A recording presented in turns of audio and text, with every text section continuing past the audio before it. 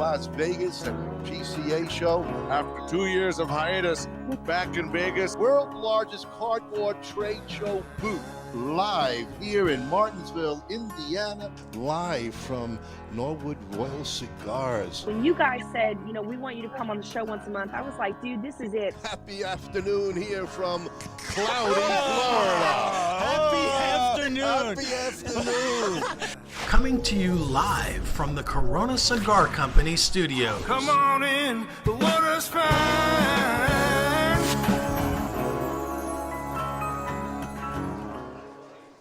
And happy afternoon, everybody, and welcome to the Another Great Lakes Smoke Show today. Oh, God, we're coming live from Arlington, Texas.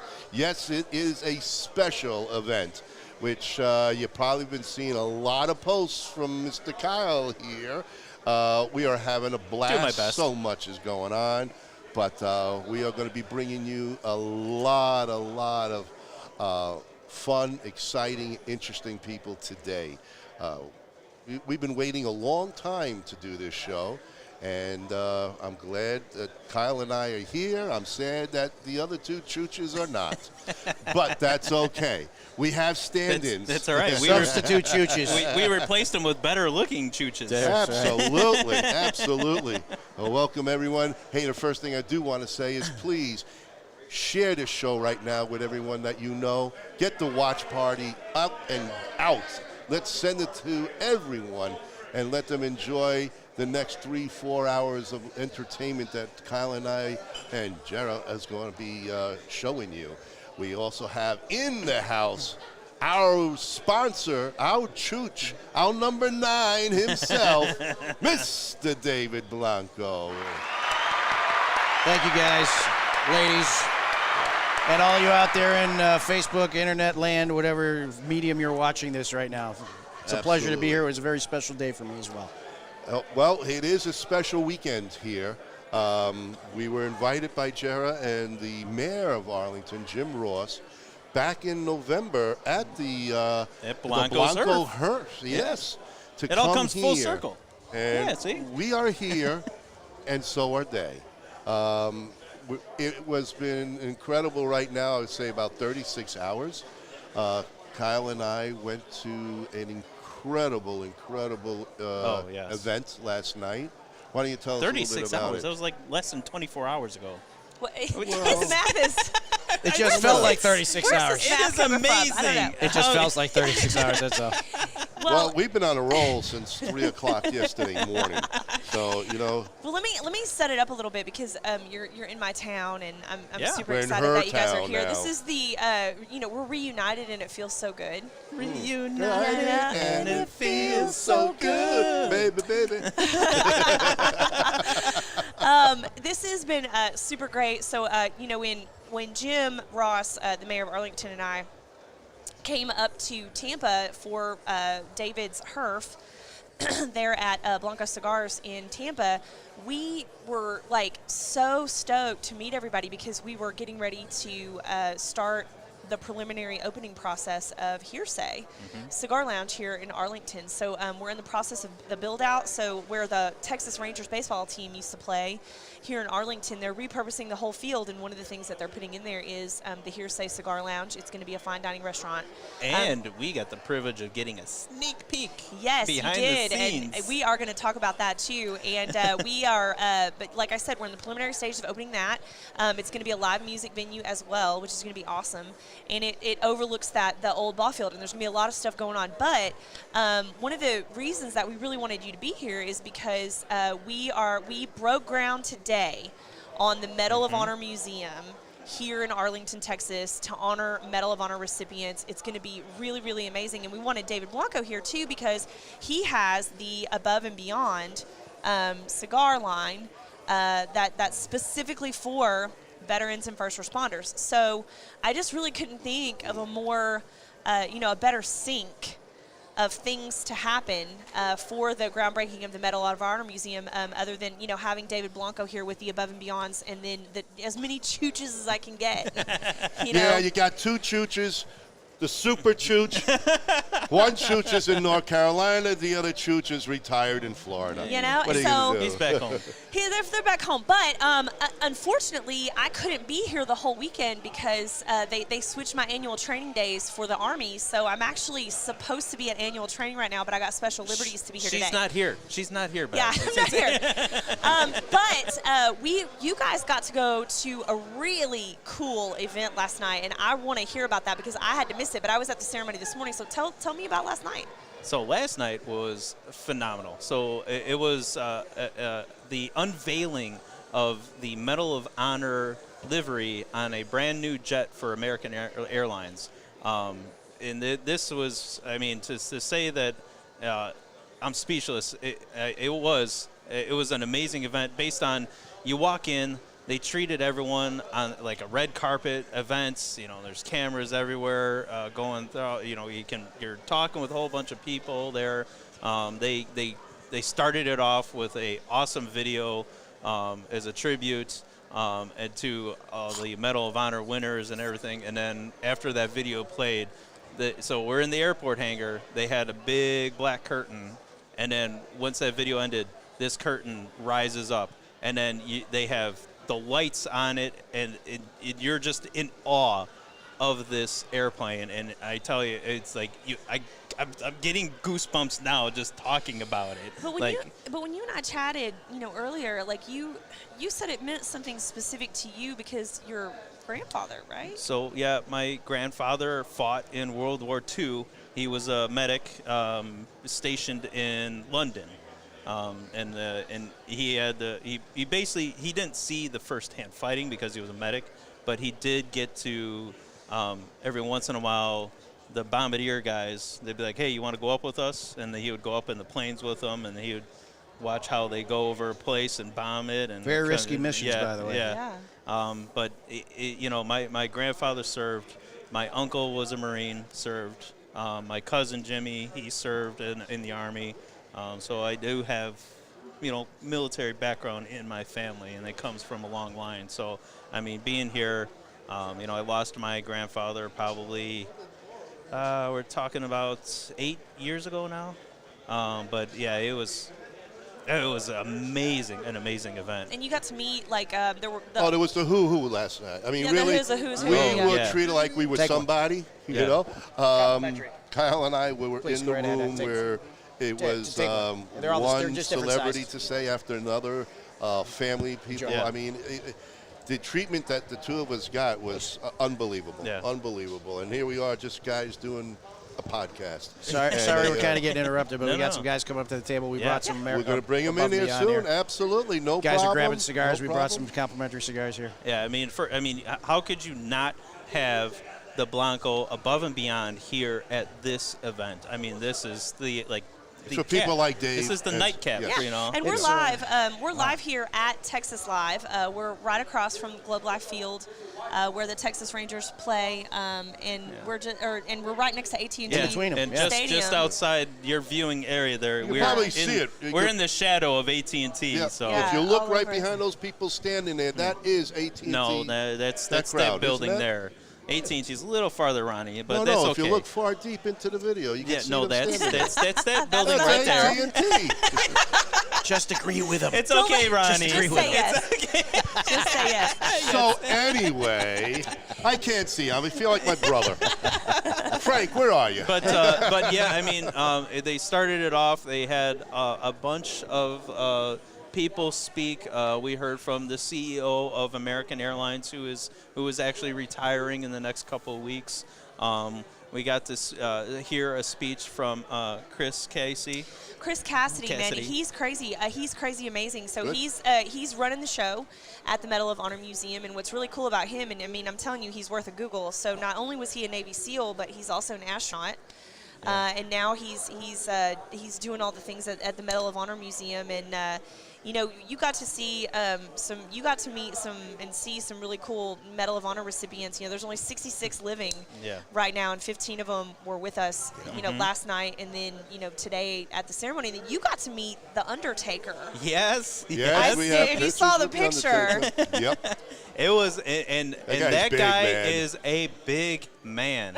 Well, let me tell you, that was not staged. I am just that short compared to him. It was unreal how big that guy is. His whole head was taller than top of my head. Let's put it that way. So he's about 6'4" to 6'6". But very gracious. Like Yes. he was not like pushing people away. I mean, he was very receptive to the small crowd that came to get pictures from him.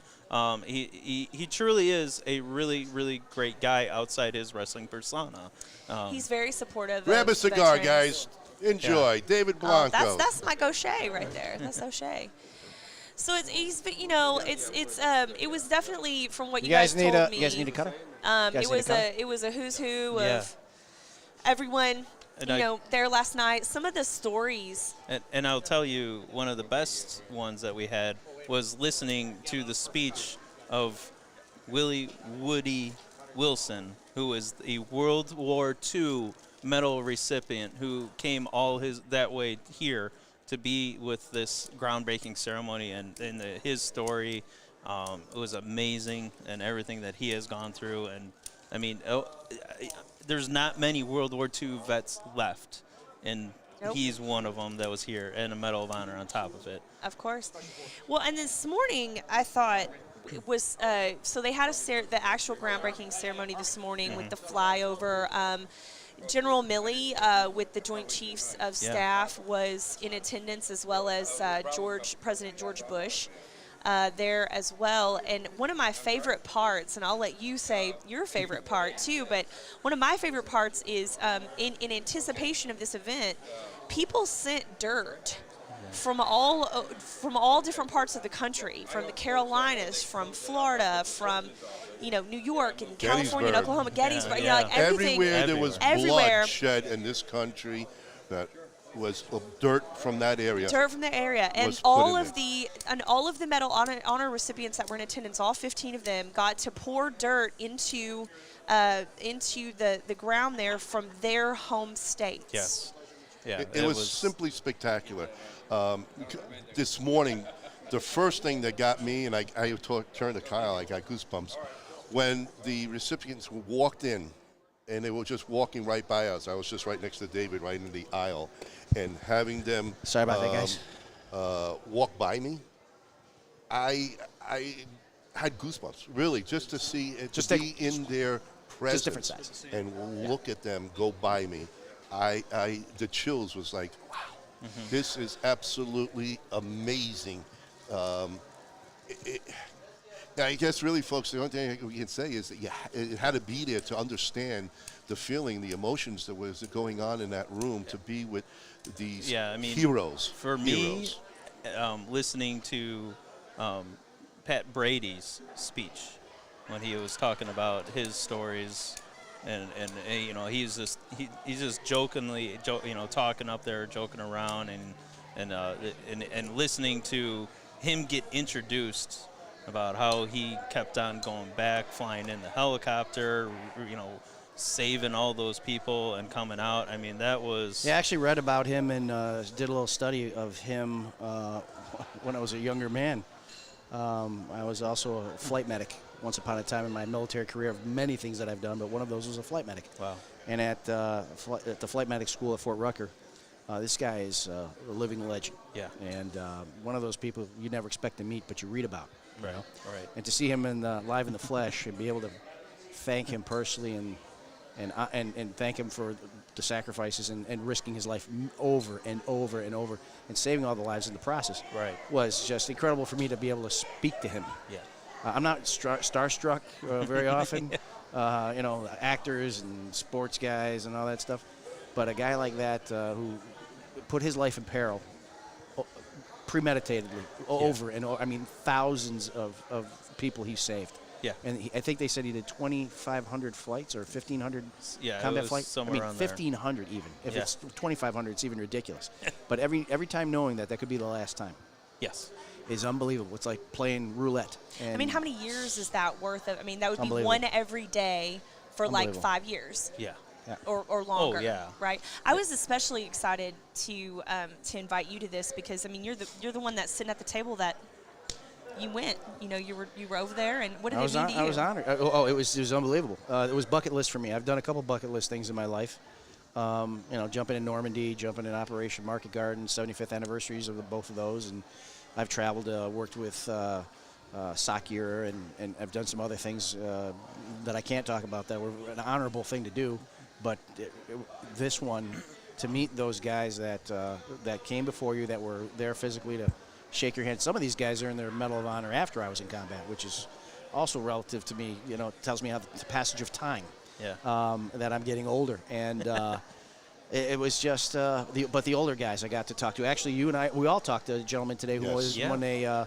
He was in the Navy. He won a Medal of Honor, and I went to shake his hand and say thank you very much. And he saw the pin that I had on my lapel, which is a Masonic pin. Mm-hmm. I'm also a Master Mason, and he didn't want to talk about what he did and thank. And he was very thankful. He wanted to talk about masonry and the fact that he was a Mason and where his lodge was and things. And it humanized him for me. It was like, he's just a regular guy, too, which I knew, but he didn't want to talk about the fact that he had a Medal of Honor hanging around his neck, and then we're building a museum to immortalize the actions that he took to perpetuate our country's freedoms and things of that nature in World War II. And it was a personal moment, you know. Yeah, absolutely. Of course, hearing the president speak was also something. President Bush was here as well. Other members of the current administration, including the chairman of the Joint Chiefs, was here. I was honored to be in the room, and I am happy that I purposely picked, accidentally but purposely, I think, because nothing is accidental. Right. We sat in the last row, and I knew that the opposite end of that room were the men that I was honoring, and the fact that I was in the last row and they were in the first row, it was symbolic for me, but I felt that was appropriate. And the fact that I was still able to be in the room and represent my father, who served, my uncle, who's 100% military, disabled veteran from Vietnam, over 20 years of service. I'm representing my family, but the fact that I'm in the room and be able to witness that and honor these gentlemen was very emotional for me. I don't know how else to say it. Well, it was emotional for me, too, because my dad was in World War II. My grandfather was World War I. And I felt it for them. Mm-hmm. They served. It was an honor to stand next to you, David, also for being there, because I know how much it meant to you. And you also now are in the green fatigues. So, hey, you know what? You're serving. You're taking care of the red, white, and blue in this country, and you're taking care of Texas and whatever the Texas people need. You're there, too, in your own way. Yeah, and for me, it's a tradition. Like, there's been military in my family since the Civil and Revolutionary Wars, every generation, and I'm the only person in my generation to serve. So, and then my, we gotta raise the kids up in the next generation in my family to keep the tradition going. And I was actually really impressed and excited that they mentioned Mary Edwards Walker. During that time today. So she's the only female that's ever won the Medal of Honor. Mm-hmm. And she got it during the Civil War. She was a medic during the Civil War, and she actually went across enemy lines to treat people, and that's why she ended up getting it. And it had a bit of a different meaning back then. It was actually, I think, the only military medal you could get at that time. And now there's, Bronze Star, Silver Star, right. Purple Heart, all that kind of stuff. But she is and continues to be the only female, and so I'm really very excited to see what they end up doing for her.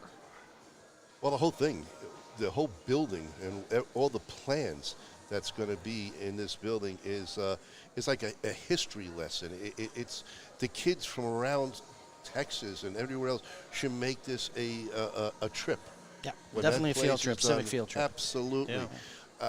The kids today, they need to understand what their forefathers and what this country has given them the rights and freedom to do what we can do today that you can't get in any other country. I'm sorry, I've been to Europe and all, but this country gives us the total freedom of what we want to do still, and I hope continue, of what your military personnel and our forefathers have done. I learned something today, actually. I wasn't aware, but it was pointed out in the statistics of the people who were rewarded the Medal of Honor that 700 of them were immigrants.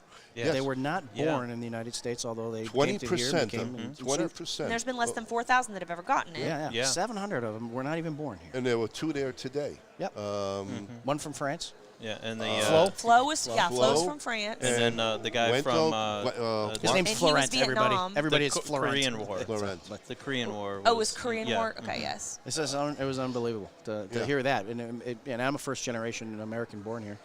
My father was born in Cuba, and my uncle, as I both mentioned a minute ago, one is 100% disabled, over 20-year veteran, and my father served 40 years in uniform, and then as a retired Department of Defense civilian, because they said you have to, in the military, if you're not aware, you have to retire at the age of 60. Unless you're given a couple different stipulations. If you're a 4-star general, they'll keep you a couple more years. Yeah. But what they asked him to do is, okay, now that you retired, just come to work in a uniform, in a suit, and continue to work at the command. So he stayed until he was, he just retired last year at the age of 73.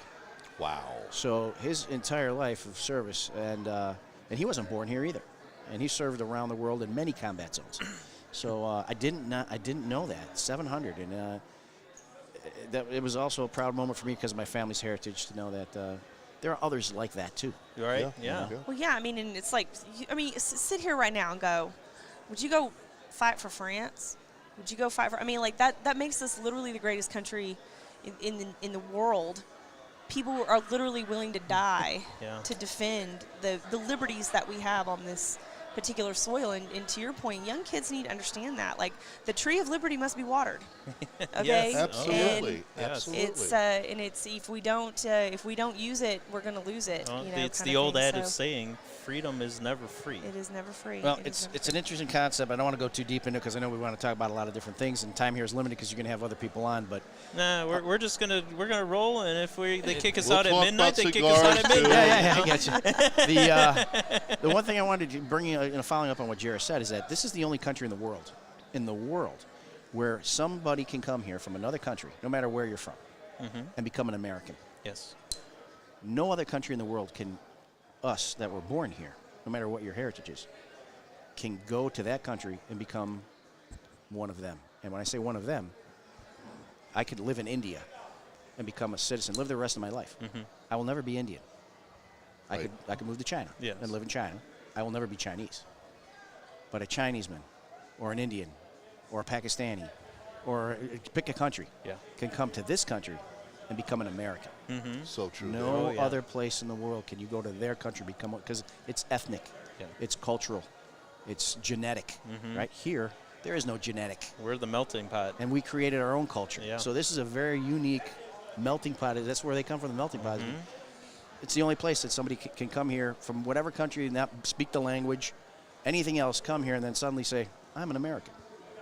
Yep. And that's what makes people fighting for this country very unique. It's an idea. And oftentimes it's they're fighting why they come here. It's the They idea. want to The freedom.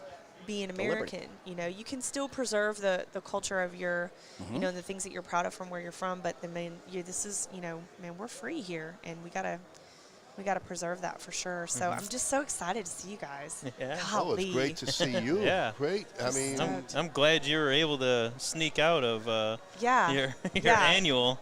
But man, I was glad, man, that we got to pull this off because I was worried for a second. absolutely. And we were excited to be here. We really are. Jared was in charge of this. I And was she- never worried. That's Never. true. The girl Had my is complete a can confidence. do. I mean, Wait, was that what you were saying an hour ago? Yes, absolutely. No, it was. Absolutely. Listen, What are you talking about?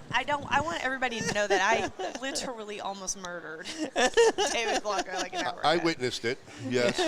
But it was a murder of passion. It was. Yes. Potential. Alleged. But we have some. We're gonna have some cool guests on, so definitely stay tuned. Mayor Jim Ross of Arlington is gonna come on. Of course, David Blanco's here. We have some pretty cool traditions here in Arlington. We're a sports town, so Texas Rangers play here. The Dallas Cowboys play here. I'm still a Green Bay Packers fan. Don't worry. I still like you. Much to the chagrin of David Blanco. Go Bears. The Bears. But we're a sports town, and so we're going to bring Tim Klund on. We call him TK affectionately. He has founded the celebrity softball game that's played at Globe Life Field every year. So it's retired athletes, new athletes. Zeke Elliott, some of the Gronkowski brothers played in it last year. I played on the veterans team, so did Mayor Ross, who's a former Marine. So, you know, we're going to talk to, or you guys are going to talk to him a little bit about what he's doing, and all the proceeds that he raises go to veterans charities, and he picks a different one every year. Wow. And it's really cool. So, man, he is stuck on veterans. He is supportive of veterans. He lives and breathes for veterans. So you're really going to love digging that guy or interviewing that guy. And he brought some athletes with him, too. I think you guys have already talked to a couple of them. Yeah, we got some Dallas Cowboy players here. Even a Chicago Cub. Yes, I hugged them. You hugged him. You did. I said, "You're a Chicago Cub." I hugged them. Yeah. Yeah. It was unbelievable. It doesn't take, a lot for Dave to get it, Hey, you're a excited, Cub, you're a Bear, you're a Blackhawk. I'm hugging you. Yeah. That's it. I'm a But before we get all those exciting athletes on here, David, you came into town yesterday, Yes. and you did a whirlwind tour of the David Blanco cigars. But let's talk about another product and why you were here. Yeah, so we released our first, it was a proof of concept. We released our first small batch bourbon called Triple Barrel, made in conjunction with Alamo Distillery out of San Antonio, for which we did a 250-bottle run to see how that went. Which we didn't get any, so. I didn't get any. None of us did. I'm sorry. I'm sorry. All right, forget about that now. Had you come to the event last night, which you were all invited to. Oh, man. All invited last Okay. night. Yeah, at the last Okay, second. yeah. Here, he invites us, and we're sitting at the Medal of Honor, airplane I hangar. told you come over when you're done. I was there till like 1. It was only an hour away. But 12, that's 12:30, okay. something like 12:30, yeah. David rolls in around 12:45. I'm here. Yeah, pretty much. We're going to bed. Yeah, it was time to go to bed because today was a big day, and from this tomorrow morning I fly out at the crack of dawn for our big event at a Blanco HQ for Tampa Cigar Week. Yeah. Yes. So I'm going to have over 250 people at our headquarters for an incredible party where we're going to have the master distiller for Horse Soldier Bourbon giving a seminar on pairing. I'm going to be doing a cigar pairing with Horse Soldier Bourbon. We have a live band. We have a DJ. We have a comic show for comedian. Food, beverage, of course, everything. Blanco cigars. It's off the chain. Probably the biggest party I've ever thrown at our headquarters next to the HERF that you guys were at, of course, last time. This one will probably double in size. Wow. We got a huge stage. The tent alone is 40 by 55.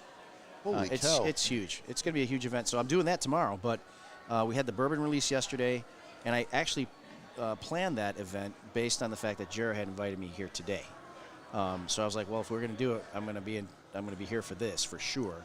And so I asked the gentleman, his shop. It was his 3rd anniversary as well for his store, and so we were at Sonoma Cigar Lounge, and what is it? Cedar Springs. Cedar Hill? Cedar Hill or Cedar Cedar Hill. Springs? Cedar Hill. I'm Yeah. again, one of the suburbs here.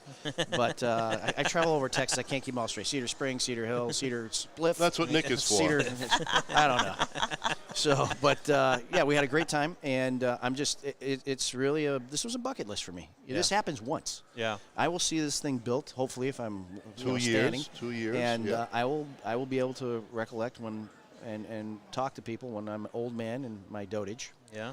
About how I was here when that thing was built, and I have the video and photos to prove it. And I was with you guys, and we shared that together. Yeah. And it's special. Yes, Yeah. it is. Special. And It's- someday when I'm old in my dotage, maybe I will get to say that I've tried Dave Blanco's. Blanco's My next batch. batch of bourbon. So- I don't know. If we're gonna, it's the mayor. The mayor's Oh. here. No, he doesn't want to talk yet. So to put an end cap on that, to put an end cap on the bourbon, we did such a good job. All 250 bottles are gone in like less than 2 weeks. We will probably be doing another bourbon. I don't know if I will use the word small batch though. Right. It might be a regular production. I might get into this business Yeah. as a side business. My passion in my industry is cigars, but it's a partnered product. They go hand with in cigars. hand. They go And hand in hand. and I think I found the right people to work with, and I think it's gonna be great. and I'm excited about it. So The label was really cool, by the yeah, way. well, thank you very much. We're going to redesign. I got a that picture entire of thing. it. We're going to. That's we're all gonna you redesign got. the bourbon It itself. tasted good, right? The picture I want to tasted make good. sure. Yeah, We've only the picture heard. tasted wonderful. We've Yeah. only heard. In my I mean, How many licks imagination. does it get to taste that You know, bourbon? it just, it's, I might be able to have our rep down here in Texas dig one up for you guys because he well, might be holding a bottle. I think he held a bottle back, but I don't have it. I don't have any. I So mean, I'm Neither not do trying to we. I'm not trying to bitch. It's just like, who We do got you it. know that loves bourbon more than me? Jer, Like, I heard it loud and clear. I got you. I got you. It's just, Keep We're here. bitching, kid. We're Keep here. bitching. I'm like, I'm shafted here a little Wait. bit. Choose your words wisely there. Oh! Oh. Ay, ay, ay. So anyway. Tell you what. Well, I'm excited for all the things that you have going on. Well, I'm excited to have all of you guys a part of it. It's not just me; it's us. And so, as funny as it sounds, or silly as it sounds, I'm not trying to take credit for it. But as you guys stated in the beginning, you guys all met at my HERF. yeah.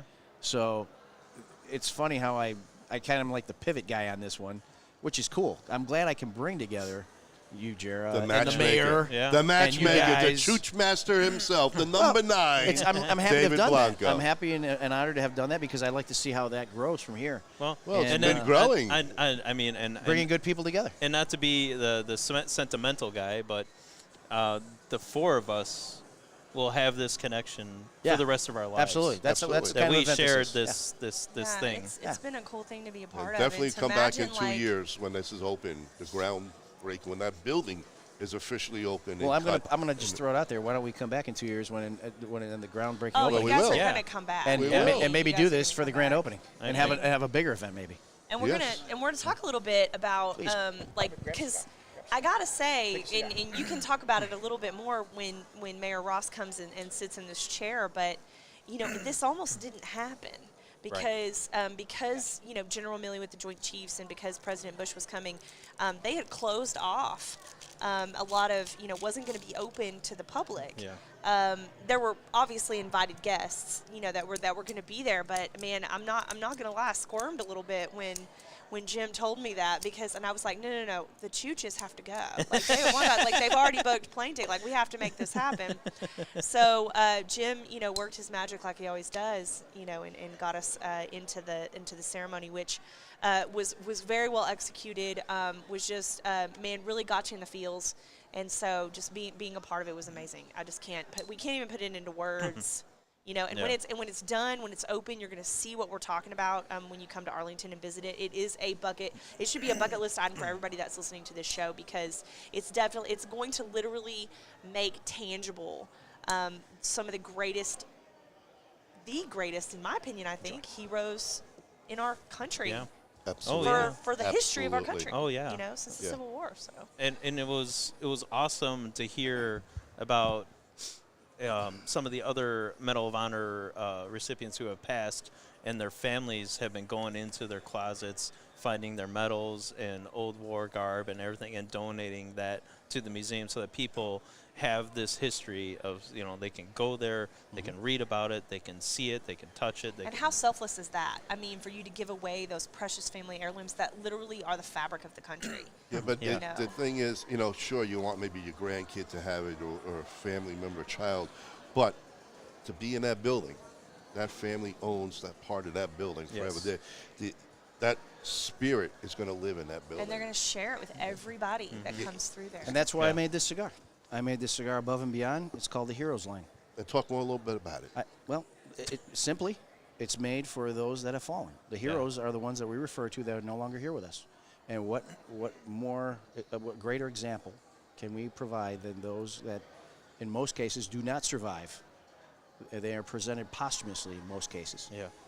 The Medal of Honor, and it's not only military, but law enforcement, EMS, and fire.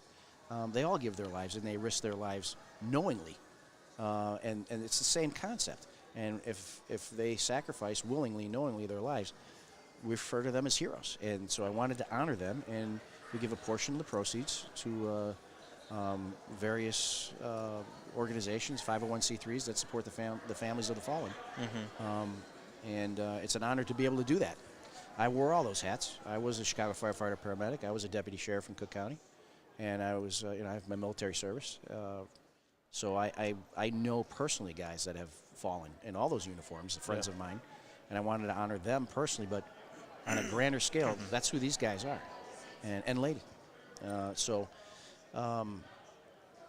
It's deep, you know. It's, It is. You talk but about it. What It's a deep. simple and enjoyable, wonderful way to honor Magnificent. those people. I mean, every Yeah. time that you light one of these up, it's like you're honoring them. It's like Yeah. you're, 100%. you know. 100%. You know, one of my my friends, he said it best, because like after the HERF, you know, when I was at the HERF, we bought boxes of Blanco's cigars, and I brought them home, and I'm somebody that I love sharing with people. So when I get these things and I know it's a great product, I'm like, I pretty much almost gave away the whole box I bought to everyone. I'm just like, you know, I'm Thank just you like, very here much. you go, check this out. Thank you for sharing, brother. Yeah, it's my nature. I don't like holding on to, because like if I hold on to things and then like I die or something, like bourbon and cigars are made to be shared. yeah, That's what I'm they're like, for. it's money. I'm not gonna go to the grave with my money.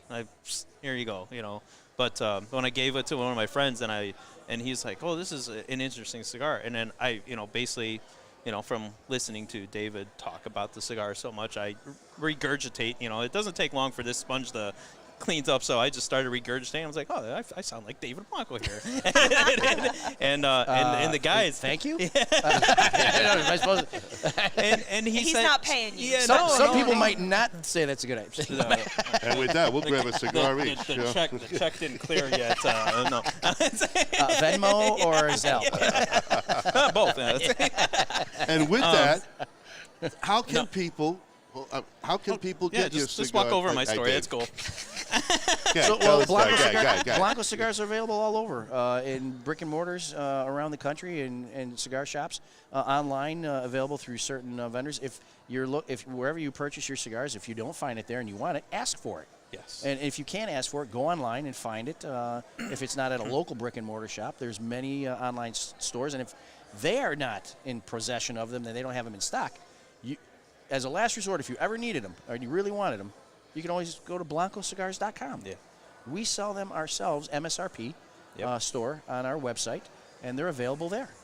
So you have many different avenues. We're trying to get them, obviously, into brick and mortars more and expand our distribution to all those shops. And it's a process, like anything else, getting a product into the shops. But it continues to grow. Yeah. But that being said, absolutely can always find them through us as a last resort if your preferred vendor or preferred cigar shop doesn't have them. Right. Online or brick and mortar. Of course. Yeah, I mean, always support the brick and mortar, because like you always want to have some place to go where you can chill, relax, have a cigar, have great conversations. Absolutely. And if you don't support that brick and mortar shop, I mean, they will go by the wayside. Because yes, you can go online to a whole bunch of places, I won't name their names, and buy cigars at like half price. But what are you really doing? I mean, you're just sitting at home, not socializing with anybody. Yeah. You're a little homebody. Now, get out of the house, go have fun, pay the extra money, pay It's for like that drinking time. alone, right? It's Yeah. like drinking alone. It's not as much fun. Not No. as fun. Make no, the no. connections. Yeah. I mean, that's how we all met. Absolutely. It's like banging a tennis ball against the wall. Okay, it's fun for a little bit, a little but bit after a while, though. you need a wanna partner. No. It ups the game. Cigar's your partner, stick but with it's that always analogy. good to Yeah. with somebody else to talk. It just lends a good way to have discussions about anything and everything. Yep. And we always talk about But that yeah, on the getting show. back to what I was saying, when I gave the cigar to my friend, he did say, he's like, wow, the story behind this, he's like, I don't know if I can smoke this cigar. And I was like, no, the best way to honor is to have that smoke. Yep. I mean, if you're not looking for something to just have it as an everyday smoke, when you're celebrating something special, light it up and honor. Absolutely. What a great line. I mean, I've seen some other, sort of veteran, forward cigars, and I definitely am not dissing them, but this one just has so much thought behind it. From everything, from the label, The packaging. the conical wrap at the end, 21 cigars in a box for the 21 gun salute. I mean, there's a lot of time and thought went into that, so you can tell that the person that made it served, they care, and like he said, wore all the hats, not just one, but Yeah. all. Oh, yeah. That it applies to. So, man, thank you again. No, it's a great smoke. it's a great pleasure and an smoke. honor to be in a position to be able to make this cigar and share it with the world. And we do sell it overseas. Wow. Which was the incredible part. When I first initially released this, it was meant to be released in the United States only, for obvious reasons. Right. But we sell this cigar in Sweden. Estonia's asked for it. No We kidding. sell it in Holland. Huh. We're pushing it in Belgium and Germany. Wow. So, because they understood the story and what was behind it. So, it's an honor. I mean, we even put the oath of office to support and defend the Constitution of the United States against all enemies, foreign and domestics, and domestic. Yada, yada, yada. So help me God. The entire thing is on there. So everything has thought in here. Even the sizes, the names of the sizes. The willing hero, the unwilling hero, the classic hero, and the epic hero. Which, in most cases, will describe just about every man and woman in that museum that is going to be dedicated to. Yes. Not everybody sets out to be a hero. No. Sometimes you just turn into one. That's Right. why we have the unwilling hero. But nonetheless, a hero. Yes. And so we honor them all types that have sacrificed. Well, I tell you, the unraveling last night that Kyle and I saw of the plane. I know you guys missed it. We have pictures. Kyle posted a few. The paint job that was done, the way it was done, was a masterpiece. And when American Airlines flies that up there, people, you got to look at it. It is absolutely stunning. It's as proud as an airplane that anyone could be. Yeah. Well, look for that plane up in the skies, tail number 167 Alpha November. You'll see that plane up in the sky. It will Can't be miss in it. Can't miss it. full service. It's not just going to be, just touring around the country showing off the paint livery. It will be a full service airplane with stops all over the country. Which is spectacular, folks. It really is. You're going to see it at some point. You're going to see it. Oh, yeah. I Yeah. mean, again, we'll be posting more pictures of it, but it is mind-blowing. When they opened up the curtains last night and that thing was there with all the lights on it, it was pretty cool. It was really cool. And then we capped the evening off last night, too, with a private concert from Clint Black. Well, you didn't tell me that when we went to lunch. Clint We Black didn't get was to there? because Should've probably Blanco went. was too busy making fun of people the whole He time. Oh, my God. You can't take this I was guy the comic anywhere. relief. I was the comedy relief, that's all. I mean, you can't take him anywhere. No, you can't. I witnessed No, you can that. take me everywhere. I was like having a duck out of my own restaurant, Yeah, she even took us out the back ways. Yes. Hey, I'm nothing but entertaining. You can have. That was truly Bless you. entertaining indeed. I'm glad you took Bless over you. for me because I was just about there. I had to eat my my napkin. You were looking at me. Oh, You had I the was back looking at you. I was like, don't you do it. Oh, I had. Oh, I got it. I got you. Oh, you got my back. Yeah, David got. He said almost what I had to say. Oh no. We were all, Guys, we were all help thinking me. it though, but we were all I thinking gotta it. deal with Oh, these guys she by is myself. deal- Help me. She's the worst one by boss. You don't let her fool Don't you. let it. Yeah, exactly. I- Don't let I- us, you know, I turned my chair and I started looking out the window. I couldn't do anything. Oh no. else. My back was toward the situation. What was that? Hey, I'm David Blanco. Come on over. Keep these chooches in line, man. It's tough. Well, line is direct, straight line or crooked line. It's a line. It's still a line. You have to weave, right? Oh, Like, yeah. Don't they teach you how to weave in the military? What she's trying to say, guys, is we have a lot of fun out here, Yeah. and we play by our own rules sometimes. But at the end of the day, whatever they think they're alluding to, what I said, allegedly, they were all laughing their asses off when I said it. This is true. So, and that's what it was I meant plead for. the fifth. It was meant to be comical and hilarious, and I achieved my goal. So Yes, he did. there you have it. Yes. But this is us in a nutshell. So I mean. Well, it's the show, so everybody who watches the show expects something weird or strange or interesting. yeah, and even fun when we're and, not on air. Well, we're always doing something. something for sure. But it There's was no off good. button on us, really. I wish there were more events like this that we could participate in together and go to, Yeah. on a regular basis. But this was one of those that's that special that they just don't come around that often. That's why it was important to be Once here. in a lifetime. Once in a lifetime. So thank you, Jaron, for inviting You're us. absolutely Yeah. welcome. I appreciate definitely. it. welcome. And it's not really me, it's Jim. And you guys are going to get Oh, plenty of I opportunity to absolutely thank do. him in a little Absolutely. bit. Yeah. I'm going to hop off. I think and I think you well. guys need somebody else. Oh, Am I Jim's staying? out there. No, we're gonna bring Jim in. Yeah. Okay. Well, now. you want Jim or TK? Let's do Jim first. Well, I think TK wanted to introduce some people. Yeah, it's up to you Well, guys. no, we're going Yeah, to do it's Jim show. Yeah. because after Jim, then Well, TK is going to Jim be on looks for a while. pretty busy. What's TK doing? Jim I'm is sure just they're sitting both there very talking. I will go and get Jim. Go get Yes, Jim. I will go get and Jim. then I'll stick around for a minute just to Yeah. say thank you to him. Yes, as well. absolutely. Yes, we can yes. talk about that. Thank you again, and Jara. we'll talk a little Thank more you. about what's going on back at Blanco headquarters. HQ, man. Oh, boy, the Tampa Cigar Week thing is in full force right now. It's a 4-day event, Thursday, Friday, Saturday, Sunday. Yeah. They did the crawl, the pub crawl kind of thing, but with Okay. cigar shops in Ybor City yesterday. Yeah, okay. Today, I believe, is Davidoff is the Oh, main okay. event. Tomorrow is my event in the evening with a tour of the J.C. Newman facility during the day. Wow. And a cigar rolling class as well for 25 people. Ooh, And- can I and- come? and Can then- I Is come? this going to be a yearly for you? Yes, it'll be annually. I'm okay. not the one running it. The person running it, his name's John Calery, asks people. John Calery? Yes. Good old John. John Calery. Come on. Oh man, he didn't even let us know about it. Nobody lets us know about anything. Oh, give me a break. Well, you Saturday. didn't know. Well, you didn't know. Saturday is I'm the key event in the evening for the party, and then Sunday is going to be at the Cathedral, which is a Fuente-centric event as Nice. well. And here he is, There he is, the mayor. of The mayor. Arlington. The reason why we're here, The man of the hour. the man we can't thank enough. With a for big having beard. us. Did you bring one for everybody? Yeah. Just joking. Well, you know, yeah, I can have a glass. We can split it. Here. I got my old fashioned right there. Jim, thank you. Really, on Yeah. behalf of the Choochers, the show. Thank you, we guys. can't thank you enough. Hey, I'm for so a happy spectacular- y'all showed up, man. Well, you on. did Like- promise us the key, so I was coming in for that, And- and I didn't want the hotel room key. Yes, we were just watching the show from last night to make sure that we knew. So 3 hours and 25 minutes in, we have you stating that we're getting the key. That's right. That's All right. All right. He's gonna take one. He's gonna take his locker key off his ring any minute. Go, here you go, guys.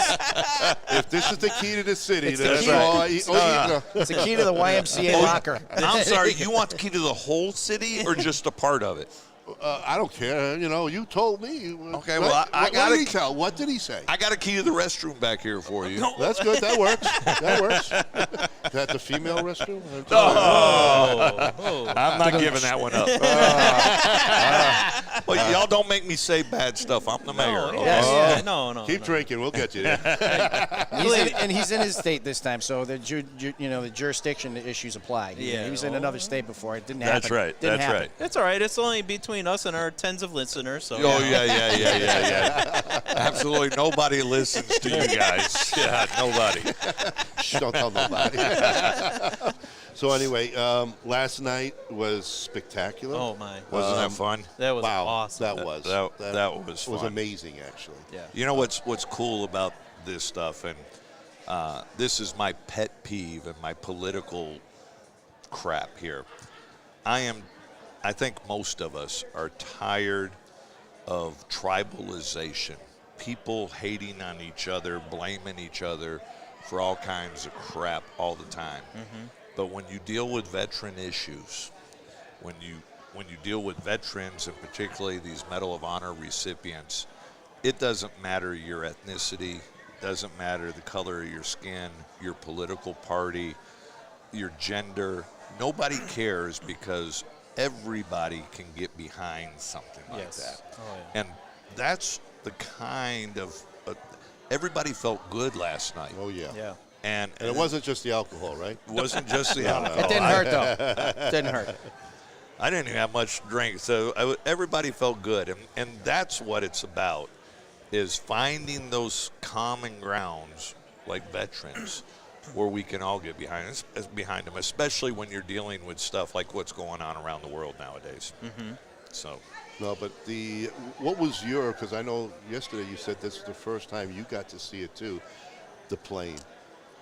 I mean, Wow. what was your emotion when those curtains went up and saw that plane? so So they did such a tremendous good job, first of all, of keeping it a secret.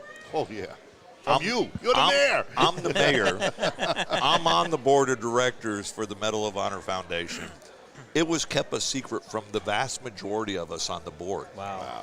And so I'm there with everybody else. We're having a cocktail. We're having a good time, talking about how exciting this is. The music's playing, and all of a sudden this giant curtain raises up, and here's this plane with the Medal of Honor wrapping on it and the Warriors on it. And it was just amazing. It was really, really phenomenal. Very patriotic moment, huh? Yeah. It was. Oh, yeah. was, There's again, not too much. Those who were there, and there's like 600 to 700 of us. Yeah. Yeah. And thank you for putting us on that list, because Absolutely. it was an honor to be with that crowd of people. But to see that, and you felt everybody was like, almost like, ooh. The expression, the emotion, that when that lifted and the lights hitting on that plane, Yeah. you couldn't feel any more patriotic at the moment. You felt the red, white, and blue all the way. You were so proud and honored to be an American. Yeah, it was amazing. And today was no shortness of the patriotism either. Oh, yeah. You know, I'm a little biased because I'm a jarhead. Sorry, David. It's all right. I'll speak slowly so you can understand me. And I am a little upset. You brought the cigars, but you didn't bring me any crayons, so I'm a little upset with that. Okay, you know. My apologies. Well, they're kind of colorful like crayons. But so, yeah. you had everything. Like you had the silent drill team from the Marine Oh Corps my there. gosh, that was Out impressive. of Washington, D.C. Yeah. Those guys are the best. You had the choir coming from the Navy that David sang in. And I'm not going to tell you how to hold them tight. but He deserved we had everything. We had the flyover. We had yeah. everything on there. It was.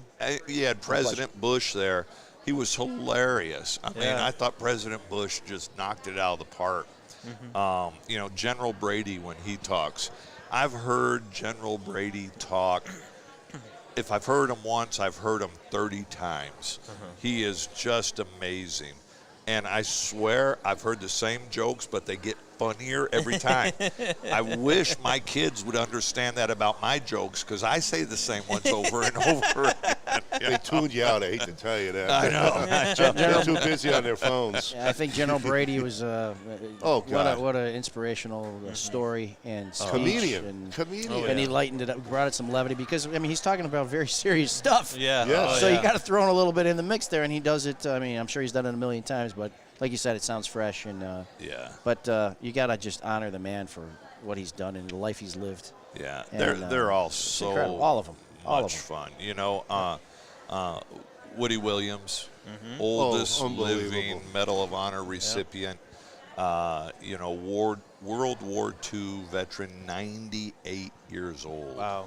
You know, But you and can see how proud he was. I mean, he stood up. He could have very easily been pushed in a wheelchair. Yeah. No, he wanted to walk He down that wanted to aisle. walk there. Oh, you God. It know, was amazing. and you know, but they'd put the 2 Marines on each side of him to help Yeah. support Yep. him, and they would just watch him like a hawk, because he wasn't. I mean, they were far sturdier than any wheelchair he Oh, could have yeah. ridden in Oh, up yeah. there. True You know, story.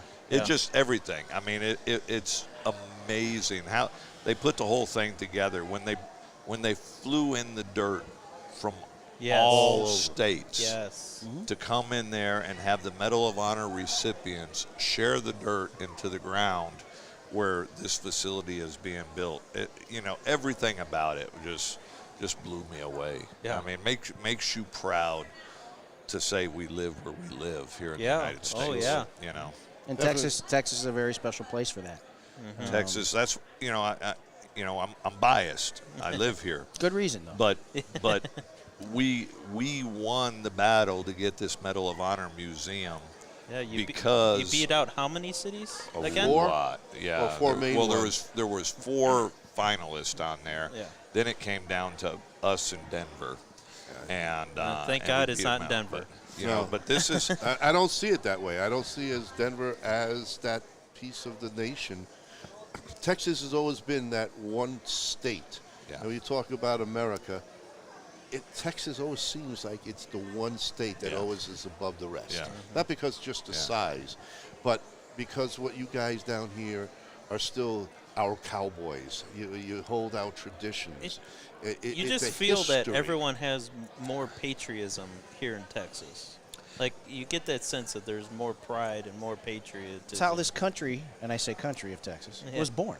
yeah. And the history it still lives with these people. I was just a couple weeks ago at the Alamo, and it was celebrating the Alamo anniversary of the fall, and it was the same way, and people take that to heart. And had the Alamo not been held out for as long as it was, Texas would not have been able to been signed into as a country, and then eventually becoming a state. Yeah.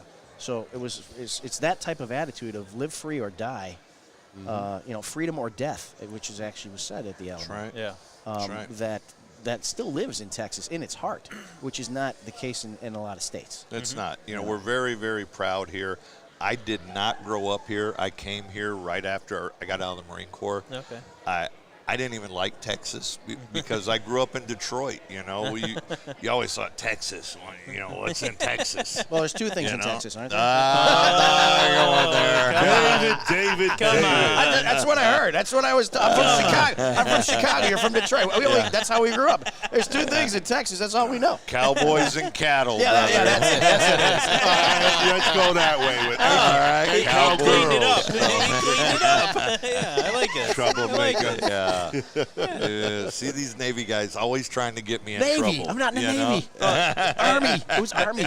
Blanco's pointed it out. He finds your button and he just keeps pushing That's it. it. Let's That's see what we do. happens. In the Army, we push the buttons. In the Marine Corps, it's so easy. It's so That's easy. funny. It's too funny. They're just too polite. Yeah. No, but Texas has been very good to me. Business, personally, it's a great state. Period. It's just a great state. Well, we're gonna do better for you because we're gonna put your Blanco cigars in my new place across the street here. Yes. Thank you, brother. Yes. Thank you yes. very much. Yeah. And talking about that, why don't you tell us a little bit more about the new place, if you can? Yeah, I can. You know, I'm an old guy. I'm 61 years old. I haven't figured out what I want to be when I grow You're up. 61 years young. Yeah, I'm 61 years young. It's the new 51. You know, Yeah. so I've done Still the a baby Marine. to me. I've done the Marine Corps stuff. I did the cop stuff. I've spent 7 years undercover buying drugs. I was on the SWAT team. I taught martial arts for 25 years. I went to law school when I was in my 30s. When I was 36 years old, I went to law school. I have a law firm. I own tattoo shops. I own a fine dining restaurant, and now we're getting ready to open a place called Hearsay Arlington. That is going to be a high-end Southern cuisine. If you can imagine a blend of Louisiana, Memphis, South Carolina type food, but elevate it so it's high-end dining with a live entertainment, blues and jazz, and a rooftop cigar lounge. Now, that name has actually been a very controversial topic between us because we're trying to figure out where did the name Hearsay come from? Like, how did that come about? How did the original name come about? The Hearsay. How did you come up with Hearsay? Well, I'm a lawyer, and hearsay okay. is an objection you make in court or in depositions when you're talking about things that people say outside of your presence, outside of the court's presence. So this is more like a speakeasy feel to it. High-end, classy place. Sit back with some great bourbon, smoke a great cigar. Oof. Talking my language. Just chill on that kind of stuff. So I'm going through all the names and everything, and I'm thinking, well, I've been a lawyer for 22 years now. What else can I do? So I said, hearsay. Hearsay just stuck. So this is our first place. Plan on doing more once we get this up and going. Okay. So it could be Hearsay San Antonio, Hearsay Austin, Wow. Hearsay Tampa. Wow, nice. Tell us about the location, which is very special. Yes. Well, the location, it's now called Choctaw Stadium. It's the old ballpark where the Rangers used to play. We have a new ball field here. now we have a professional rugby team and the XFL team coming back in here to play in there, but it's right here in the heart of the entertainment district. So we've taken over 12,000 square feet at the top of Choctaw Stadium now. So it will be directly in the heart of the entertainment district, overlooking the infield where the XFL plays, where the rugby team plays, the Jackals. It's just a cool vibe, you know. We were up there earlier, and my God, that outdoor patio. Jared took us up there. Oh, did she? That's cool. Oh, my God. I mean, I can't wait to see that. It's and we got gonna to be come down phenomenal. for a podcast for that. Once I tell you what, you guys come down for the grand opening. I was hoping we'd have it a lot earlier, but, you know, the COVID mess delays everything. And, you know, then and we've been hearing that there's been some problems with permits and stuff. And there's always Jara's problems. got her sights on some people's. Oh, Lord. But I'm glad that it's finally coming together. Everything's falling into place now. And, you know, she let us know about, I don't know if I can say it on air, or the main act that you got for your grand opening, but. Well, I don't know if it'd be the grand opening, but it's going to, you know, we've got some good stuff.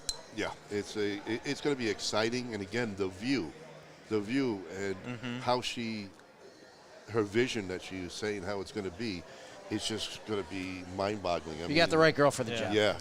She's- you do. I know you know that. She's a workhorse. Yeah. She is. Oh, Well, and then that huge rooftop area that you have there that you can do like wedding events and, you know, banquets and stuff like Huge that. cigar things. Yeah, like just we throwing were talking that out there. We were talking, you know, what would it be like to have Arlington Cigar Week, and, you know, and you have that that open air out there. We can do all kinds of crazy stuff out there. So it's exciting. I mean, it's unlimited here.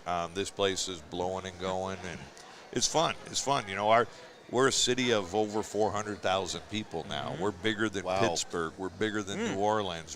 Arlington itself, proper. Arlington Wow. proper I is didn't bigger know than that. Pittsburgh, Cincinnati, New Orleans. Wow. You know, the problem is we're between Dallas and Fort Worth, two other very Yeah. large cities, you know. Two But big metropolitan, population-wise, we're bigger than all of those cities. I didn't know and, that. Yeah. Wow, that it's is crazy. amazing. And you've got so many professional sports teams. More than anybody. So we have the Cowboys, of course. Yep. We have the Texas Rangers play here. Yep.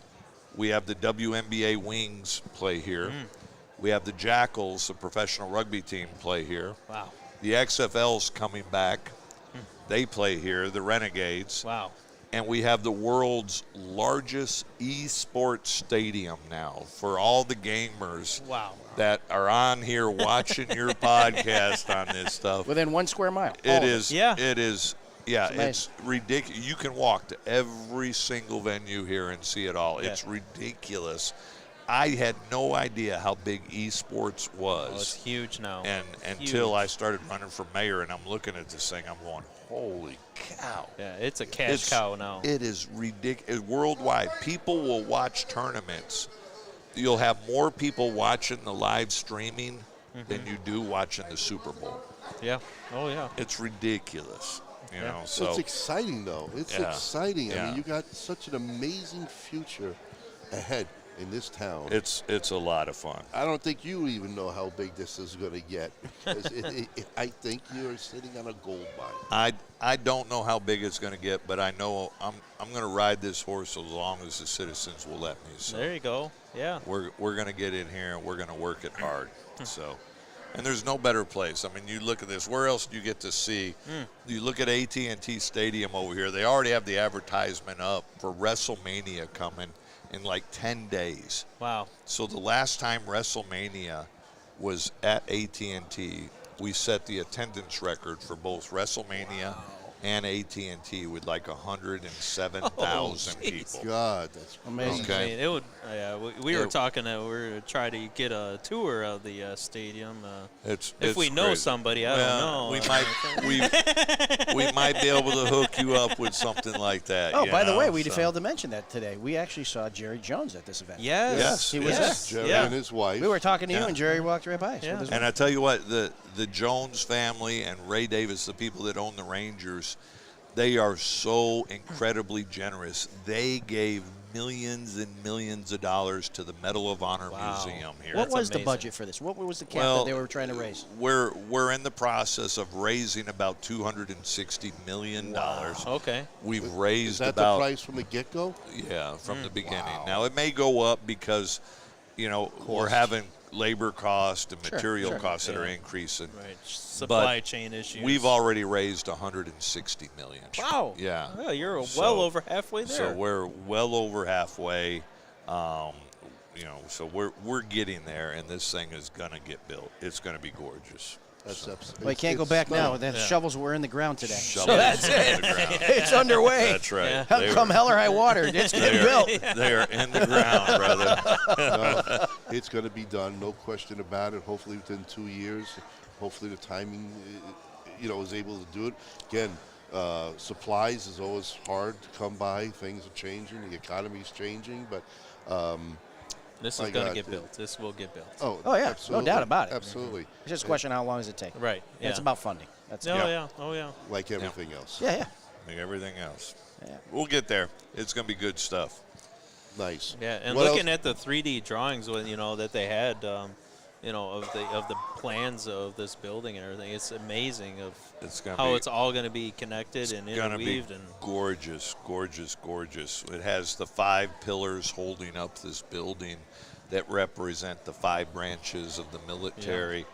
It's just phenomenal. I mean, it really, truly is. and it's going to be a great addition to the skyline of Yeah. Arlington. Yeah. I mean, because The it Coast really. Guard got an entire pillar? Yeah. Yeah.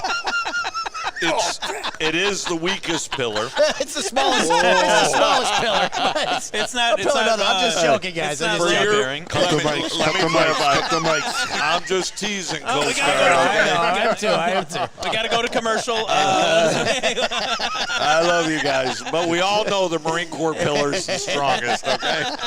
There we go. And so we got the Marines, we got the Army. I know you guys been messing with the Navy earlier. You know about the Air Force with the Uber experience. Yeah, that's right. You know what's funny? I told people this before when I did my first dedication at our Veterans Park here in Arlington.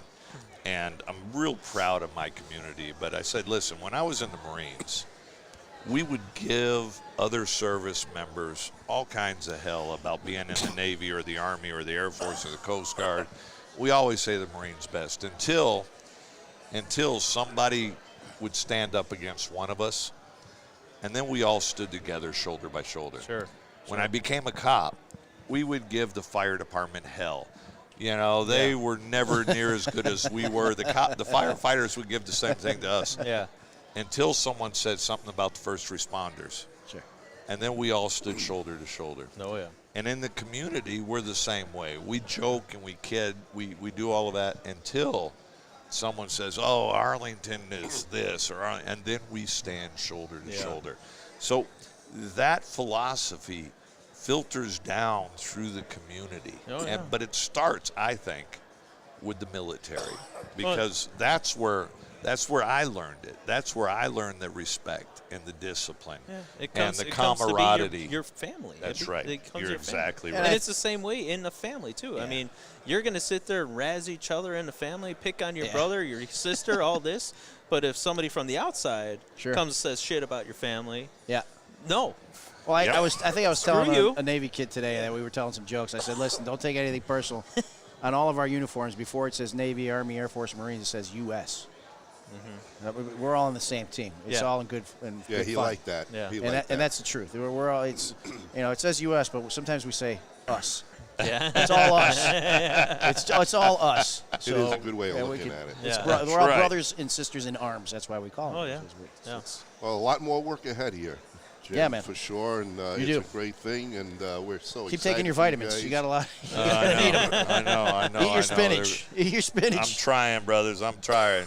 So who do you want? I got other people here. You guys want me to bring somebody over? Yeah, That I'm gonna character get up. right there is the president and CEO of our Chamber of Commerce. Good deal. I have a I'm gonna get up state for him. representative Okay. coming over. He's You mind? He's You here. want to join us? What do you want to talk to me about? Whatever. Just get on here and Nothing, talk. Your finances? Actually, stay here. And Dave's going to lift up so you guys could talk a little bit together. All right, sit down over here and take David's mic. Yeah. Thank you. Let me cut that and light that for you. Sure, that'd be great. All right, folks. Again, we promised you a bunch of special guests from all kinds of places.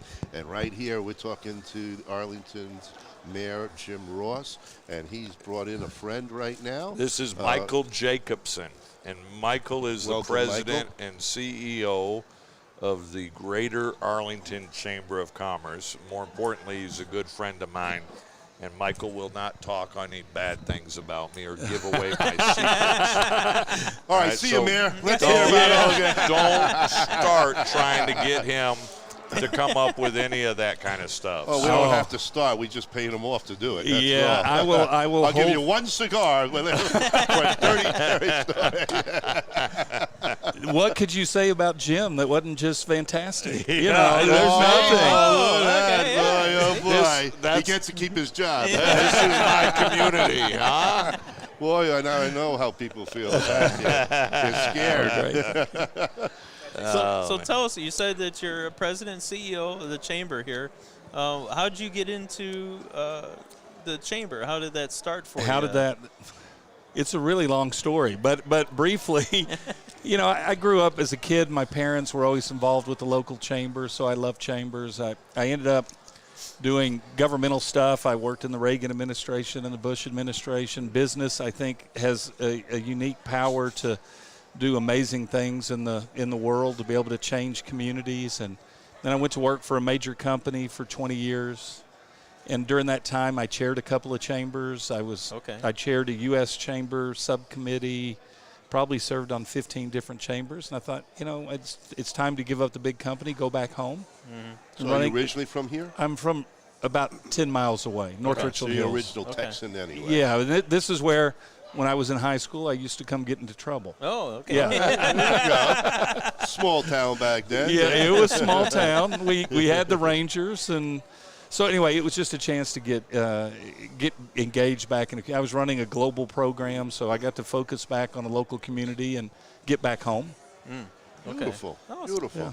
So how things going now with everything that's going on, and from everything that we're hearing with the future? My God, you guys are sitting in an incredible spot right now to make it's been great.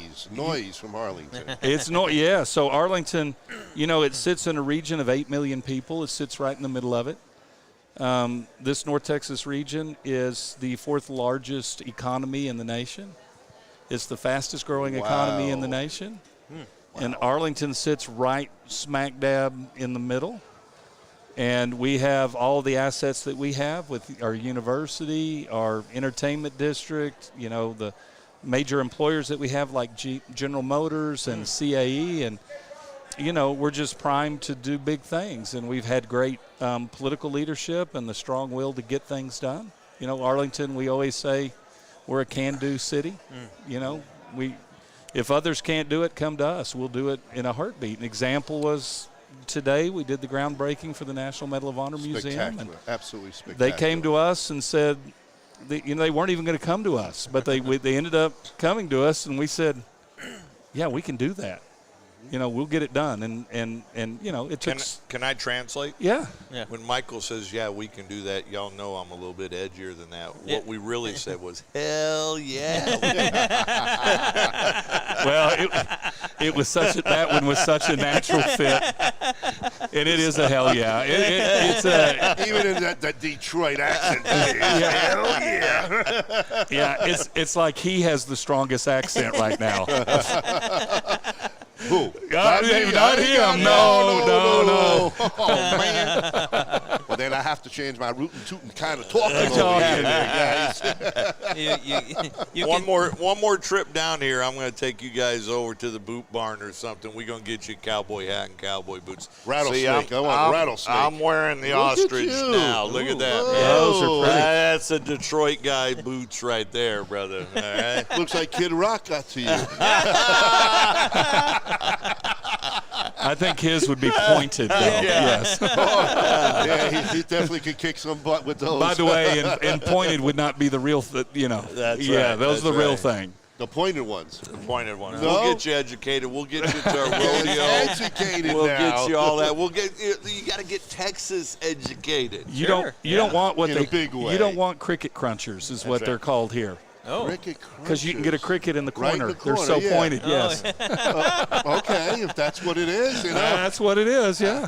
I'm New York City, so I can't tell you that. But if I wear the pointing, I'm getting those cockroaches. They're going down, man. They're going down. Got no room for anything else in the city. But, yeah, it's exciting for you what we see here and what we're hearing. And, my God, you got a fantastic future. Well, Absolutely. we've been fortunate that we've had a lot of great leadership, and without, blowing too much smoke up Jim's skirt, we've got a great mayor right now. Up his skirt. Yeah, well, Don't you see what he's wearing What's right he now? saying here, boy?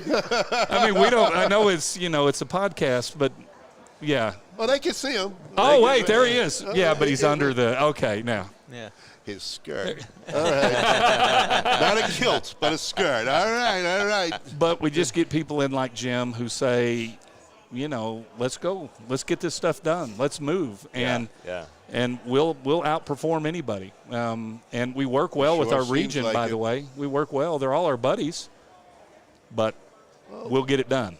Well, you're going to bring money into the state. You're going to bring money into the neighborhood. Yep. There's not much more that a leadership like you guys, that's the job. Right. Bring in leadership, bring in income, bring more people in to enjoy a great living experience. Well, we realize that if we get people to shop here, we get people to come here, all that does for us is generate additional revenue. That additional revenue allows us to go do all the great stuff we do. So the more we attract people, the more it means. It's like a giant cash register, the more it means, and we can take all those dollars and invest them back and do incredible things. So not only here, but for our neighborhoods and, across the city. So we recognize smart economic development and what it means to grow an economy and how do you do it. Well, you guys certainly look like you're doing it. Well, thank you. And exciting. And we can't wait to come back in 2 years, hopefully earlier than that, and take a look at what's going on here with this new cigar lounge, another new business that's going to be simply amazing. We can definitely see what you got going on at the old stadium, and it's going to be pretty awesome. Mm-hmm. It's going to be great. It's going to be a lot of fun. Yeah. Definitely. So it's an experience that no one else is going to have. It really, I think you're going to be the only place with a rooftop, open lounge, smoking bar, music, food. I think you're going to be the first, brother. Is that We're the way gonna it's have gonna it. be? We're gonna have it all going on. Let me Yes, tell you you. will. Yes, you We're will. gonna have it all going on. I'm pretty sure he'll be the only cigar bar where you can watch a rugby match. That I'm pretty sure about. Or some football, or Or if- you're going to put a professional soccer team in there. Yeah. Yep. We get the everything. XFL and all that. Yeah. Yeah, it's awesome. Exciting. It is exciting. Yeah, beautiful. Well, we're wishing you guys both the best of luck. You got a lot of work ahead of you, that's for sure. But we got fun people you need to talk to. Have you talked to Lincoln yet? TK is who we're going to bring on. Well, and TK, the guy with the red shirt, though, is Lincoln Coleman, former Dallas Cowboy player. Yes, we got him TK's over going here. to come on, and he's got all the ball players. That guy Who's right that ball-headed there, guy that ball-headed guy is That Tony ball-headed, Tinderholt. He's a state representative and an Army veteran himself. So, You need to come put on the headset. yeah, we're talking. Well, you ready to go to talking the about you. bathroom, or you got time to sit down? Well, go take a pee. We'll come back. Why not? We can talk about that on. Huh? Now you know why he got elected. Maybe the chamber.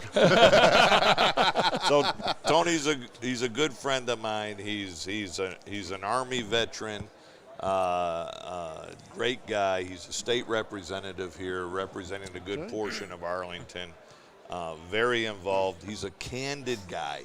I supported him when he and I didn't necessarily politically agree on stuff, because I supported him because I knew his character. I knew that he would really look at issues, and I don't care if we don't agree.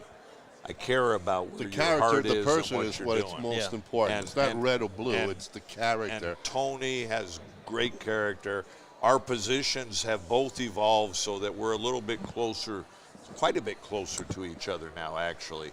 And but Which helps. He's Which a helps. class act. He's a true gentleman. Great father, great husband. He does a good job. Thank you, darling. Look at you, man. Thank you. Yes, that would be great. Thank you very much. So- Making another run. All righty. And if Jared, if you could bring TK over. I will. Perfect. We're ready for him. We're ready to wrap it up. I'm good. Thank you. Well, anyway, guys, Get TK. again, All right. Well, All right, thank you. guys. thank you so Yeah, much. Thank you. I appreciate God bless. it. We So look I'm forward glad you're to here you in guys. Texas. We'll talk to you before you get out of here. Oh, we're Oh, going yeah. to You see have you. far more important people to talk to than me. Well, I'm going to put my hand in But- your pocket, and we'll talk about But that later. none better looking than me. No. You got us beat. I mean, You got hair. I don't know. Welcome to Arlington.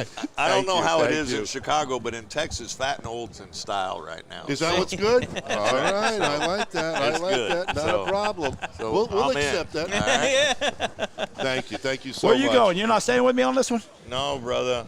No, you know, You- you your and drink I. running dry? They cannot let you and I talk on the same podcast because we'll get in trouble. I'm going to let Tony sit down here. Come and on, join Tony. you. I don't know. Watch your headphones before you pull. I got you. All right, folks. 2 new guests here. 2 very popular guests for the Arlington area. Welcome, gentlemen. Thank you so much for taking a little bit of time here. So, you're a friend of the mayor, he tells me. Yeah, we're pretty close friends, and I'll tell you, we're happy to have you here today. Well, thank you Thank very you. much for having us. Yeah, It this is has been absolutely This has been an experience. auspicious day. I mean, this has been awesome. Being here for the Medal of Honor groundbreaking. This has been How amazing is that? Oh my God!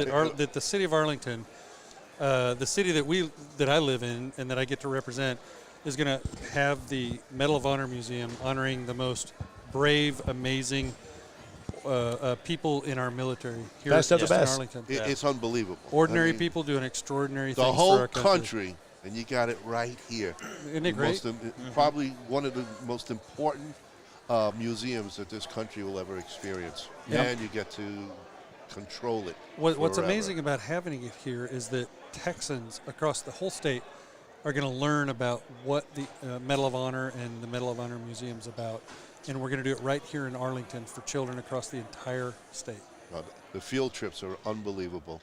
And for them to, most importantly, to me, at least why I want to know is how important it is to respect the red, white, and blue. Of course. And what it really means to be an American and why they have their rights. And I don't know right if Jim now. told you, I did 21 years in the military. He did mention Oh, man, that, so congratulations. thank you Thank very you. much. What branch? 10 in the Air Force and then 11 as an Army officer.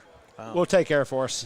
6.5 Air Force. So Thank you. You We'll too. take the Air thank Force you side. both of Thank you. for Thank you your for your services. service. And That's they all amazing. matter, right? Yes. It doesn't matter what 100%. service. Absolutely. Right now, you can joke with each other, but just like Jim said, you guys can mess around with each other when it's between yourselves. Yep. But when somebody turns out somewhere and touches one of you, you all stand shoulder to shoulder. Now you got to take care of us. You're right. That's what it And is, that's yeah. what it's all about. It's like a bunch of neighborhood kids. That's it. You Each know, park group, yeah. you bite, And but then all of a the sudden, big boys somebody come else down. comes in, you're like, whoa, hold on a Time second. out. Like, Yeah. wait a minute. Yeah. What? Yeah. Yeah. No. Not happening. You know, you all served in a different branch, but it's all the same red, white, and blue. It's our flag. And Right. it's an honor to sing the national anthem. And, you know, today it was just so goosebumps to Yeah. sit there with those It's actually heroes and surreal. all that. Yeah, I mean, That's I've perfect word, had the yes. fortunate opportunity to be with a lot of those guys. Leroy Petrie, I think, is the new president of the museum over here. I know Flo Groberg just moved in to He's Frisco. local. He's local now, and a bunch of my friends, Carpenter and all those guys. And I like the old guys, too. Mike Thornton, Vietnam veteran, and Tommy Thornton, and those guys, and they have a great history together. Mike Thornton actually rescued Tommy, and they both got the Medal of Honor and Tommy got it on something else that he did, and it's just amazing just to sit with those guys and hang out with those guys. And again, being Air Force, and I'm not sure about your career. I was pre 9/11, so I mean, I spent most of my career playing all Air Force softball. I hate telling people that, but I had a great career. I was literally hitting slow pitch softball for about 3.5 years into my career, and then decided it was time to move on and do something with my life. And I had a great time in it and made a ton of great friends. And It's just all, and that's a brotherhood and sisterhood that, like, it's 30 years ago when I was in.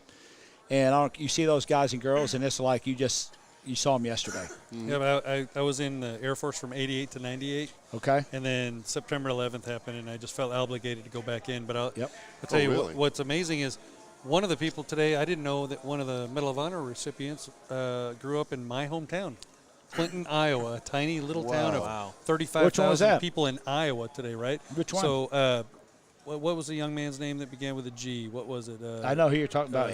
I met him at the it's like Garage. That's it. Yep. Yeah, I met him at the Armed Forces Bowl 2 years ago, but right after he just got the Medal of Honor because he just got it recently. But it was interesting. They were taking dirt. This was the neatest thing today.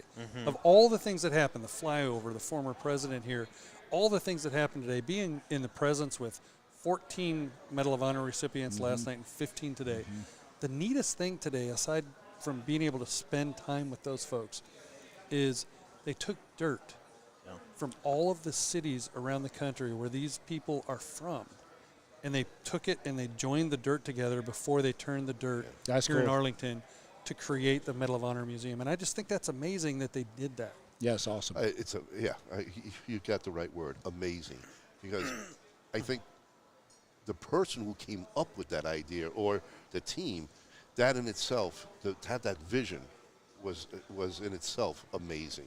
And we're pretty blessed here in DFW. We have such a veteran community and presence here, and we have people like the Air Power Foundation, and we do so many amazing events. From used to do Snowball Express, before that went down to Disneyland with Gary Sinise, and this city has hosted so many great opportunities. So it's just almost fitting that they brought the Medal of Honor Museum here, because it's easy to get into whether you're East Coast or West Coast flying in. Right in the middle. Yeah. So many people moving here nowadays. It's just an awesome, and we have so many great veteran foundations, not just in DFW, but throughout the state of Texas. So it's just a really cool state and city to be in, to be a veteran in, because there's so many things going on all the time for veteran community. It's really awesome. And the one thing that I want to mention, that when I was a commander in the military, that a lot of people forget to remember, is the families of the military members that sacrifice, whether you're a Medal of Honor recipient, injured in combat, or you don't ever deploy. No matter what you do in the military, the people that really make it go, because we volunteer, we know what we're volunteering for. The family members support everything when we're gone, and they allow us to go do our job, whether it's the husband that stays home for the wife that has to go.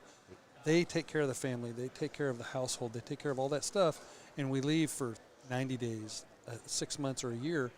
And it's difficult when we come back because we don't quite know how we fit back into the family, but they held it together. And so I want to make sure that we mention the family members and the spouses and the children that allow the military members to go abroad and defend the umbrella of freedom that we get to live under. It's not. No, it's not. And the family members behind always have to worry about, are they coming home? Are they going to be okay tonight? I mean, it's rough. It's a stressful situation on everybody, on the entire Absolutely. family unit, all the way around. Yeah, very scary. My business partner here decided he wanted another veteran-owned cigar from Blanco. from Blanco that came Yep. here from Florida, right? Yes. You must be enjoying it, because I've seen you back here quite a few times. Boy, you must be a vacuum. I'll tell you the best part about these cigars. We on Fridays, we try to go with my business partners and sit down and talk through business and have cigars. I'll be ordering many. The best draw I've ever had on a cigar. Best draw. It's the best because it also represents the best. It's best because it's got a good draw, but it's veteran owned, and I like that. Absolutely. David Blanco here, Blanco Cigars, amazing individual himself. He's done all three branches, and he's put on there between the police, the military, Firefighter. Firefighter Chicago. Well, my business partner here is a retired 28-year Dallas police officer as well. Nice, thank you. Dallas. Wow. Okay, right here in your home. Yep, here you go. Got a cutter. Lewis, while you smoke a cigar, why don't you come over here and talk to him a little bit? All right. Thank I'm going to have Lewis. Thank you. Yep. Yeah, absolutely. You have a gold. I got that for him. And thank you so much. A pleasure. Thank you. Appreciate that. Come on in. Thank you, Learn buddy. a Pleasure little bit meeting you. more here. Enjoy. Yes, sir. Nice to meet you, too. Thank you. There you go. All right. There you go. Welcome. All right. Well, thank you for 28 years of your service watching over the Dallas community. Can you get some of our warrants erased, or how do we do? How do we go about getting some warrants out for us right now, taking off? Can you help us with that? I know a few in this crowd that could probably use your help on some of that. I can make a call. Okay, good. I haven't gotten a ticket yet, but in case I do, can I call you? Yeah. Well, we got the mayor here. That's one thing. That's all that matters. There you go. We got the mayor here. That's a good start. It is. So, what made you become a cop in the first place and then last 28 years? That's something to be proud of. Because back when I joined up, I wanted to save the world. I figured I could do those. that by Okay. being a police officer. And unfortunately, it took me about 3 years to realize I wasn't going to be able to do that. But you were already in. But I was already in. There you And I was go. committed. And at the beginning, I couldn't believe they were paying me to do the job that I was doing because I was having so much fun at it. And then towards the end, I was like, they're not paying me enough to Time do to all go. this. No, unfortunately, as you 28 years, though, that's a haul. Yeah, it is. I mean, that's not just, a few years in and out. That's awesome. Thank you. And you won't see that anymore because they're doing away with pension systems that kept first in the system. your first responders in the system for that long period of time. So now the younger generation, they're going to go wherever the money can pay them on the front end instead of waiting on the back end. It's unfortunate because you lose a lot of experience. I was one of the 1,000 officers that left Dallas PD back in 2017. And it is a great career. Unfortunately, the average street experience of the patrol officer out now is about 3 years. That's it? Whoa. That's about it. Wow. Big turnover. That's And sad. they just don't have the resources, and it's all over. So Oh, no, everybody. I mean, we're up in Chicago, and guys are leaving the service like there's no tomorrow. Yeah. Even in New York City, back where I'm from, it's been a disaster. It's been a mess over there. They can't recruit. It's bad. It's at the lowest numbers, right? In Chicago right now, the lowest numbers that it's been. And they don't even have numbers. All the cities. I mean, a lot of the, I hate to say blue cities around the U.S., but that's where they're all They'd like, say, okay, but I'll the take truth my is the retirement truth. and I'm out of here. Yep. Right. Good luck Or to they're you all. going And to I a mean, red city. even like Austin You're and trying to get Austin, Texas, and Houston. transfer. I mean, people are jumping out of those cities right now, right and left, and heading somewhere else. Come up Fort Worth. I know there's a bunch of guys that have left the Austin PD that have come and served in Fort Worth PD. Wow. That have transferred over. But you see, that's dedication because, they could be done over, wash their hands of it. But to go to another place, maybe the money might entice them, but it's in their blood. It's in their blood. Yeah. It's what they want to do. Our first responders and police should never be stuck in politics. And unfortunately, they've been thrust right to the front lines. And it's just been a sad situation. But it's just short term. It'll come back around here real quick. Watch and see. I think after November, things should change. More than, that's just a minority that is in that right now. And the majority just hasn't, we've woken up. We just haven't said anything yet. Yeah. We're getting ready to, and it's going to make some changes. I guarantee. Has to be. People are sick of this craziness. And, our first responders who give everything every single day. When you talk about the military families, when you got somebody who's leaving for 9 months or, if they're not deployed, a lot of times they're at home training. Yeah. These guys and girls, they leave every morning, every evening. They're gone every day. And, at the end of a 10, 12-hour shift, is my husband or my wife coming home? Exactly. So that's a daily thing for a family and children and everything Stress else like compared there's no to tomorrow. ridiculous. No. And then just the disrespect. The level of disrespect that some of these law enforcement and first responders have to go through on top of all of it, it just doesn't make it worth it sometimes. Nope, not at all. But thank goodness we got the Second Amendment. Just in case we don't have them with us, Gotta we'll pray, take care of gotta ourselves. pray, gotta pray. Especially here in Texas. Well, that's when I moved to Texas. There you go. Thank you. Congratulations. Well, thank you very much. But, no, we want to thank you very much for your services. 28 appreciate years is more than plenty. I can imagine what you endure all that time. But you're out, awesome. you're free, and now you get to live what you Now you're hanging with the mayor and everybody's drinking, having fun, smoking cigars. I mean, it doesn't get much better than that, No, does it? no, it doesn't. And No, it's it doesn't. a fantastic cigar. Blanco. David Blanco. Blanco I will be cigars. buying them. So. I'm glad. And All right. David's trying to get them in all the local areas here. Yeah. How many stores has he got over here, he said? 35 in Yeah. Texas. 35, 36 in the state alone, and he's only going to go more from there because he puts out a fantastic product. It's fantastic. So enjoy them, have All right. fun. Thank you, Thank Jim. you, thank you so Appreciate much. it. 28 years on the job. Thank for you. Dallas Thank you. Police. Appreciate you. Thank you, thank you. So TK, Lay it on me. let's start a little bit from how you started with the with your Tell us about the softball celebrity, tournament. and let's that go you from there. Yeah, well, started. unlike these heroes that you've been talking to, I had a great career in the Air Force. I played all Air Force softball, slow pitch. In the Philippines, I played base team softball and then played base team soccer. So I got to travel the Pacific. So one tour would be 90 days. Softball, come back, get about a month off. Then soccer started. It was another 90 days. So I had a great career in the Air Force. Then I came back to the States, Colorado Springs. Actually played semi-pro football there for a team there for the Rocky Mountain region. Got my second concussion, blew a knee, and the Air Force was like, hey, you're done. Now you got to come back to reality. And so I was like, okay, well, if I can't play football, I'll get back to softball. And I was very fortunate to, again, make the Peterson Air Force base team and then be an alternate on the All Air Force softball team, and just lucky for me as an alternate, the guy who was in front of me got hurt and moved me right up. And great career for 3.5 years. That's what I did. And I was an electrician while I was in the Air Force, but it was all during peacetime. So it was just a normal, everyday business, run of the mill, and being single, and it's just perfect timing for me at the time. And then I left the Air Force in '95 to actually go play football at Southeast Missouri State. And while I was getting ready there, my little brother just finished his sophomore year. He was All-American, and a buddy of mine said, hey, why are you wasting your time? Come work for me. And went into corporate America, and the rest is history. But how we got to the game is, you get married, you have kids, and all of a sudden, like, dad's fun stuff's gone. Except, you're throwing balls for your kids. It's all about your kids. My oldest went to when my oldest went to Texas Tech, my youngest was a freshman in high school. It's kind of like, what can we do to have some, I'm very fortunate and lucky enough to go to a ton of black tie events and galas. I work with a ton of foundations, from veteran foundations, Big Brothers Big Sisters, Boys and Girls Clubs, Cowboys Helping Cowboys, you name it, just a ton. And we're very fortunate to go to black tie galas all the time. Okay. Black tie galas are so boring to me.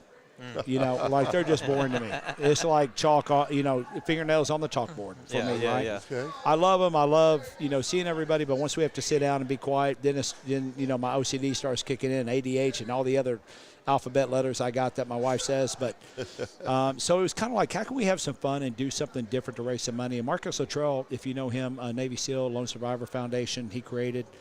The movie Lone Survivor with Mark Wahlberg was portrayed about Marcus Luttrell, Operation Red Wings, and losing Matthew Axelson and Danny Dietz, and another Medal of Honor recipient, Michael.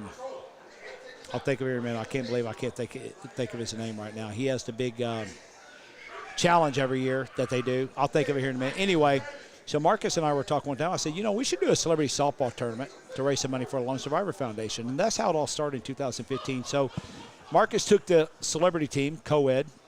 I took, in which, Jenny Finch, Roger Clemens, down in Houston, Dan Pastorini, some of the old school, Taylor Kish, Willie Robertson from Duck Dynasty. I mean, it was loaded. And then I had what most people consider a celebrity veteran team. We had amputees. We had guys that have been blown up. We had girls that have been blown up, girl amputees, able-bodied veterans. Mark Geis, John Tigan from 13 Hours that was in Benghazi during that, played in it. Oh, wow. It was phenomenal. Scott Brown from Scooter Brown Band, Joey Jones, who you see on Fox News all the time now, has his own shows on Fox Nation. Just so many. Jacob Schick, the executive director of 22 Kill. Just so many phenomenal veterans that played in that, and it was a huge hit. Everybody loved it. And what was great is the celebrities loved to hang with the veterans. Veterans loved to hang with celebrities. The fans had a blast all the way around. And, that's where it started. And then 2016, we did one with Cindy Dietz for her foundation in Colorado Springs. Was also really good. But it was kind of like, why are we doing anything out of Dallas-Fort Worth? I've worked with professional athletes and celebrities for 21 years, doing their name branding marketing on top of being in corporate America. And it was kind of like, doing anything out of Dallas-Fort Worth just don't make sense. Yeah. And Roger Clemens and I just happened to be talking at the beginning of 2017. And I said, hey, Rocket, what if we do a OU versus UT alumni kickoff OUT weekend here in Dallas, which is a big weekend, football weekend, right? College football. Yeah. And he was like, little brother, put it together. And so we did. We had all the greats from OUT. We had some veterans play in that game as well. We raised money for Lone Survivor on the first one.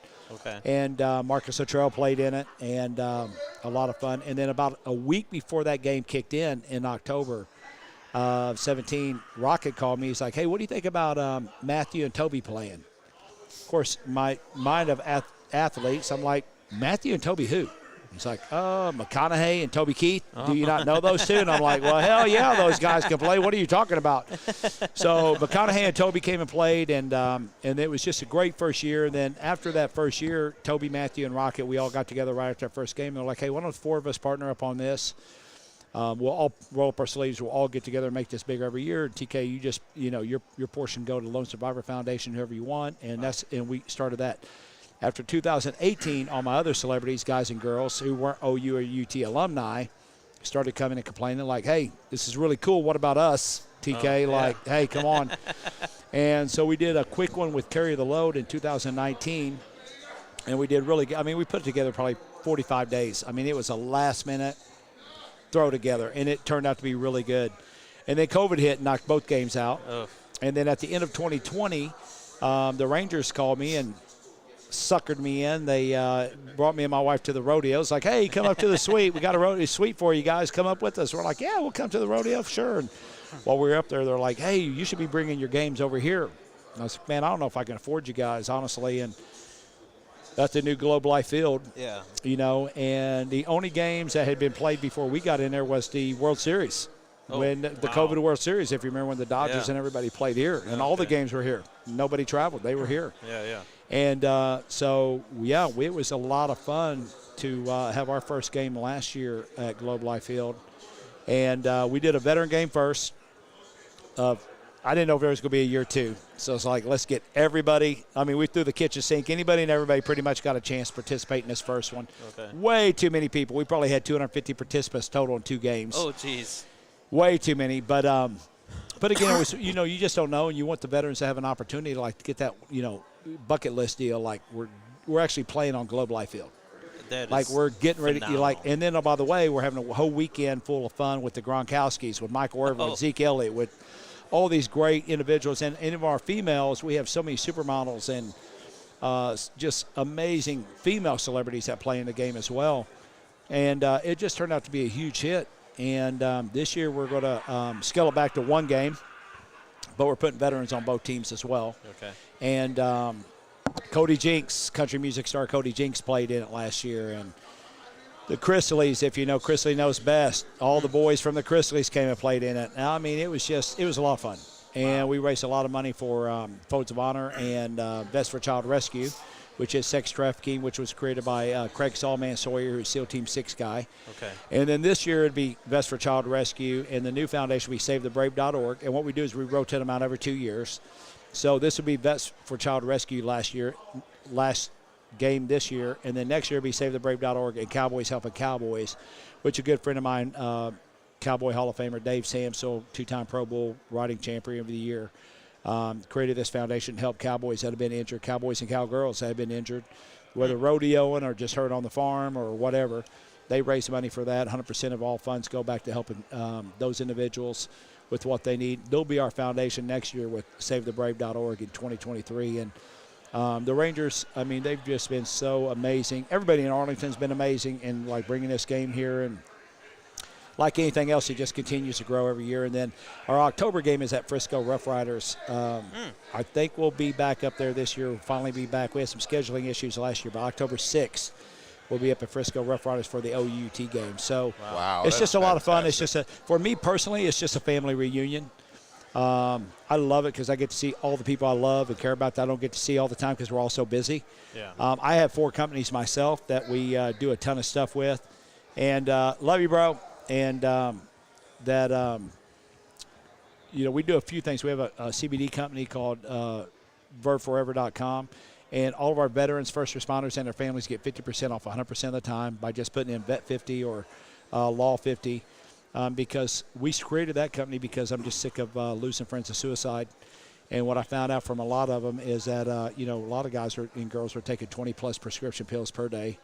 And you're like, well, there's probably the problem. Wow. And if we can help them get off those meds, then we can help them get their life back. And then we have a performance mouthpiece company. We have an apparel company. And then we also have a vitamin spray company as well. So, again, it's just a lot of fun with the veteran and celebrities getting together.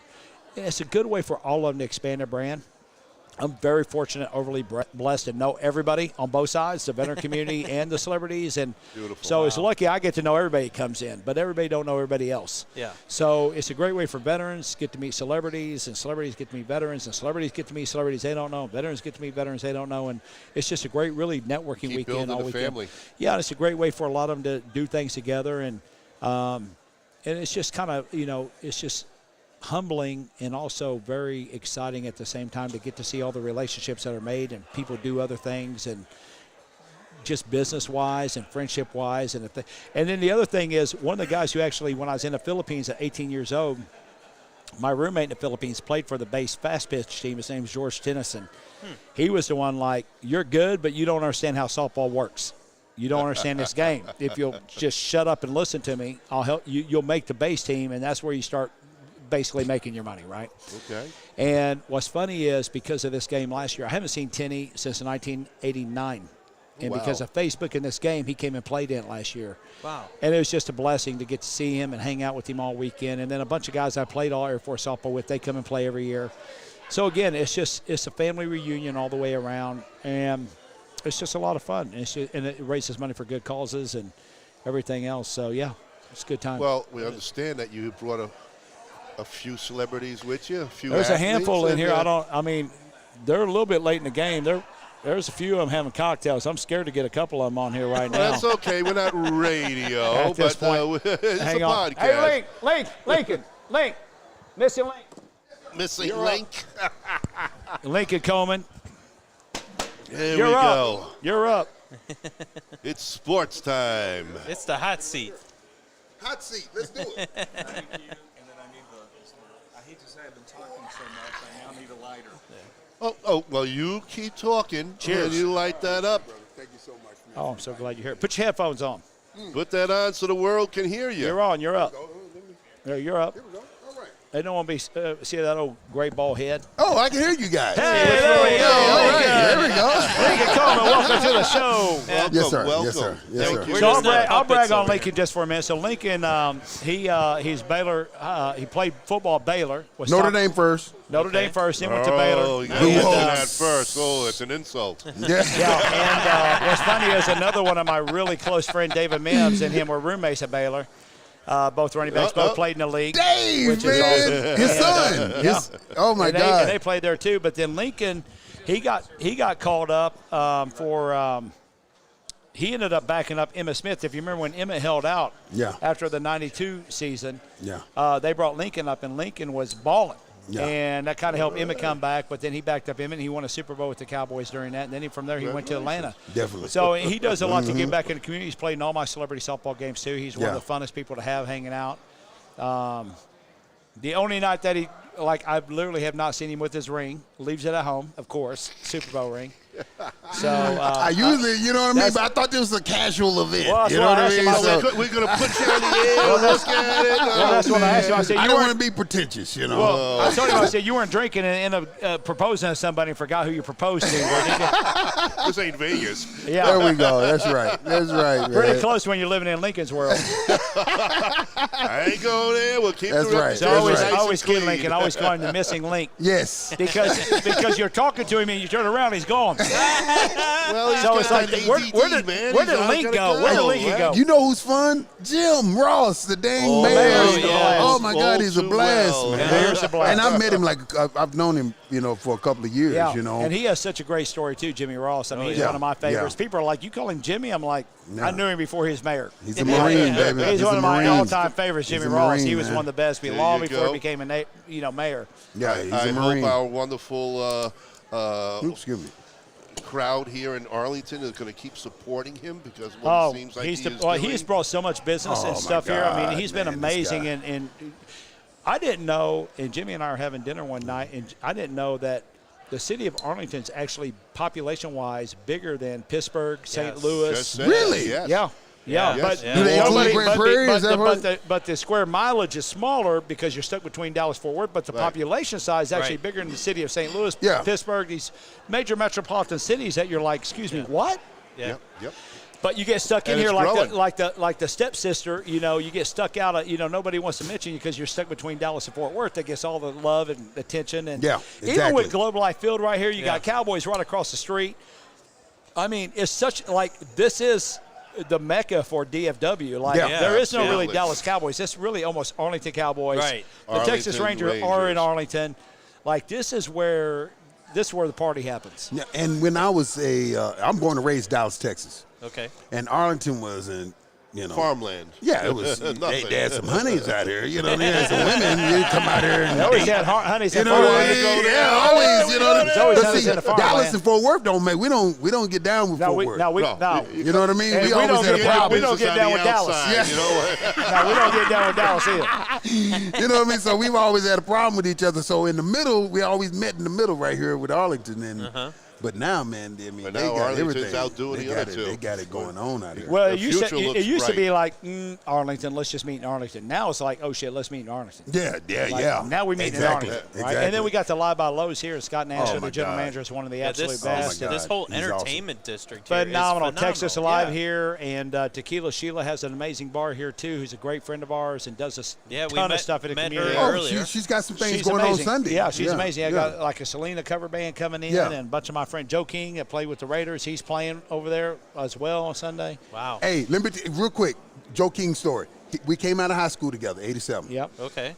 Oak Cliff. There you go, South Oak Cliff. We were in the same school district. We were the only white high school in an all-black school district. Okay, I went to Bryan Adams. It was Sox, Samuel Spruce, Skyline, Yep. South Oak Cliff, and we ended up going to a recruiting visit to the University of Texas at the same weekend. Okay. And so we're became buddies because we had a lot of tough games against each other, and so the guys are giving us beer, and Joe and I looked at each other. We don't drink. Yeah. And so Joe said, stand outside the bathroom door, man, and I'm going to go in and I'll pour my beer out, then I'll come out, and you go in and pour your beer out. It was a bathroom, and then there was two little dorm rooms connected. They busted us. And they go, yo, these two are pouring out beer, man. Now you're What the-" drinking. Yeah, and everybody's upset with us. They say, you guys don't drink? We're like, no, we don't drink. So back in the day, they used to have wine coolers in a 2-liter bottle. Yeah. Oh yeah. Yeah. They Purple bought us. Passion, baby. And they bought us Purple Passion. Bought us each one, and we're by the time So they're the ones. we're That, like, so hold on. University of Texas one corrupted both of you. yes, Yeah. my last recruiting visit. You mean No Boom Farm back then? Purple Passion, baby. That's Boom Purple Passion Farm, know what we're days. talking Exactly. about. So Joe King and I, we started drinking together. Well, and then he went. What a good way And to go then Link down. went to Notre Dame. Yes. Joe King went to OSU, Oklahoma Yeah, State that's University. right. He was All-American there. That's right. And then he got drafted by the Oakland Raiders. Yeah. And played with the Okay. Oakland Raiders and Cleveland, a few other teams. Cincinnati, not Cleveland, Mm-hmm. Cincinnati, and a few other teams. And now he's a country music singer, killing it. Black guy. Yeah, killing it. He was before. He was Actually- before Hootie and the Blowfish. Yeah, wasn't he? and actually, what's amazing about Joe King is he's like, and Michael Downs, who used to play for the Cowboys in the 80s, also from South Oak Cliff. That's right. Who's 6'4", defensive back, safety. Joe King's a 6'5", defensive back, safety. Like, you're like, when you think of safeties, you think of these guys. They're the biggest. They're taller than me. I'm 6'2". And he was a I mean, quarterback in high school. yeah, he's beast. Yeah, he was a quarterback in high school. Big Yeah. fella. And that's the great thing. That's the other great thing about DFW is, like, not only do you have such a great veteran community here, you have such a great. There's over 3,500 professional athletes, celebrities, actors, actresses, all retired here, and that's why with our celebrity games. The other thing with our celebrity games is we don't pay anybody to come play. I No. don't pay anybody. No. I don't pay for a hotel room. I was don't do looking for a anything. check, and it didn't show. Here's how you. But the Here's how you. gift bag- Here's how you pay the Link. gift Here's how bag you is- pay Link. Hey, the gift bag is off the chain. See, I go to golf tournaments strictly for the gift bag. Yeah. Oh yeah. Okay, I can play, but I like a good Here's, gift bag. here's what we give Link right here. But he don't drink. He does SUT. Yeah. That's why you think he went. How do you think he went from Notre Dame to Baylor? He went from Notre Dame to another. He went from Catholic to Christian to drink down to Baylor. Oh man. So that's what you That's did, the huh? thing. No, but that's the crazy thing. The Catholics, oh my God, We had. I'm a Catholic. What are you saying? I love them. You're not leaving, are you? Oh my God! I love them, man. I'm gonna get It out. was- we Give me had about 3 minutes. we I'm had our already- Christmas party in our dorms at Notre Dame, and I was in the biggest dorm, and so every floor had a bar. So you get off the elevator, bars right there. I go to Baylor. We don't drink here. No. Yeah. You know what I mean? Okay. But everybody's drinking. Were you there with Rocket when Rocket was there? No, Notre Dame? I left right, but he came the next year. Okay, he was he following. for the Okay. national championship. Yeah. And at Baylor, you can't if you are unmarried and you're pregnant, they kick you out of school. Well, that's what the Catholic thing was all about. Well, that's- No, yeah. no. This is That's a Christian. That's Christian. a Southern Baptist. Yeah. Okay. That's a Southern Baptist, man. And then you can dance on campus, can drink on campus, but everybody danced and everybody drank. No sex. You all like Footloose down there. No sex. I'm like, what? You all like Footloose. Yeah, exactly, man. It was crazy. I said, You all had I to go. just You all left- had to go out to Whitney to have some fun. Yeah. And at Notre Dame, they went down to the grotto, and they do the Hail Marys, and I'm like, I just seen her last night. It was going down. And she's right there. That's the saying great thing about being Catholic. Yeah, I'm like, man, this is all right. Confession. I love the Catholics, man. I was down, man. Yeah. It just, I seen both sides of it. That's my little brother. What's up, Anthony Coleman? He's Big a fam. businessman in Yeah, out here in that's the Arlington, big the dog. man. That's my man right there. That's my youngest brother, man. He Is takes he? care of the family, man. All right. All Yeah, right. he takes You care know, of the family. I'm gonna excuse myself. I'm gonna get Matt Amendola over here too. So Matt Amendola is Danny Amendola's older brother, who also played at Baylor. Okay. But if you know Danny Amendola, who played at what's up, baby boy? I'll be right. I'm We getting got ready a to get off. lot of people coming on, folks. So Well, that's the spread other thing. word So I got to here. tell you the other thing about the mayor. So the mayor, I love him. we were somewhere this week. Love I was him. over here in Arlington at his restaurant, Mercury Chop House. That's where it was. And he was like, TK, I need some help. I said, what you need? He's like, well, we got these guys coming in from Florida on Friday, and I forgot to invite people. You leaving? I'm behind the 8 ball. Yeah, Can you he's start been a getting the busy word out? week. Yeah, he's like, can you get the word out? I'm like, how many am I supposed to invite? He's like, just start inviting everybody. I'm like, okay, let me just start inviting them. So, but Lincoln knows not too many people going to miss the TK party. If Listen, we have a man. party, they coming. Obviously, Because you we always a have the best time. reputation. Listen. We always have the best time. But hold on, let me get Matt It Amendola. is. Hang on. All right, all TK, right. Hey, I appreciate you guys. TK Thanks for everything you guys Hey, do. Thank you so Yes, much, sir. man. Thank you, Good guys. luck with everything. Yeah, thanks for having me Good out luck here, with the brother. missing link here in just Yes, a minute. sir. Hang Let's on. do it. Let's do it, man. All right, Let's do it. missing link. All right. I remember, I used to the word link or the name was from Mod Squad, which is just a little bit before your time. But I know what you're talking But you know about. what I'm talking yes, about. I do. Absolutely. Yes, I sir. love that show. But Yes, that's sir. the first time I actually heard someone's name as Link. I said, you know, that is pretty cool. That's right. That's right. This is Matt Amendola, Danny's brother. Sit down. Baylor, Hey. what's up, baby? Shoot, what's Matt up, man? Amendola, Come on, from man. Baylor, Have a coming seat. on here. He's getting Have a himself seat. comfortable. All right, all right. We'll get them on shortly. We'll break you in, which is going to finalize here with the missing link. And Yes, it's sir. your turn. Yes, sir. So, I obviously did not play professional football. All right, This all is right. stud of a body. That's So, all right. all right. This You know, temple was years in the making here. I played football, they call it European, so I was a soccer guy. Oh, You that's know? all. There we go. So whatever. Yeah. It All is. right. But how was it to be with the Dallas Cowboys in a championship and that whole environment and, you know? Early 90s. I got a couple of books out on us. Okay. Yeah. Well, I remember the White House talk. Ooh, I was there when it was, you know. That was towards the tail end, When we broke the wasn't it? tape. When we broke the tape. Where the tape Okay, you know what I mean? When we was outside the house with them scissors, the big scissors. Yeah. I was there when we started that thing, man. And, Wow. and I'm going to tell you a secret. So the Uh-oh. reason we started the White House, you remember when Eric Williams had the accident? I do. Okay. Absolutely. Away games, Yep. we bring our own liquor. Okay. Yep. On the way back from away games, they had beer. We could grab a freaking 12-pack, okay, and just get on the plane and drink. Yep. This was the end of all of that because we came back. It was a away game. We go party. Eric had the accident. Boom. So we would go out and there'd be news people, kind of laying in the corners and going, and then they would report, oh, I seen Lincoln Coleman and Kenny Gant, they were out with some women, and at that time, guys were married. I wasn't married, but I had a woman. You have all the right to do what you got to do. Exactly. So Mike comes into the locker room. He says, okay, I found us a house. If you want to be a part of it, drop $1,000. You got a key to get in, da-da-da-da-da. Where we practiced, the house was on the other side of the damn fence. Oh, wow. Of course. We could finish practice, leave our shit on, and just jump over the fence. Excuse me, cousin. Jump over the fence. It's a podcast. It's okay. Oh, okay, there we go. Jump over the fence and go party at our house, man. 2-story, 5-bedroom. Who gets the big bed? Yeah, I was just gonna say, 5 bedroom. That's why we called Michael Irvin the president, because he had the big bed. There you go. The man with the brains. There you go. That's why he was the president. And we go there every day, man, and it was debauchery. Wow. It was mayhem. There was everything you think young adult males would do, we did. Okay. So how about the cheerleaders? Were they also doing what we thought? If you were a special person, if you were a special athlete, okay. Kenny Gant, he's a really good friend of mine, and he used to date a cheerleader, a cowboy cheerleader, and he introduced me to my wife. It was her best friend. No. Right. Okay, so they were both from San Antonio. Okay. And no, I'm not married now. I just meant who my wife was at that. Back in the day. Back you know what I mean? The White House ended it too. I'm sorry. What did I say there? No. Exactly, baby. Hey, man, it was. And then I was a cornball in high school, in middle school. You know what I mean? Yeah. I was a cornball, and so man, it was.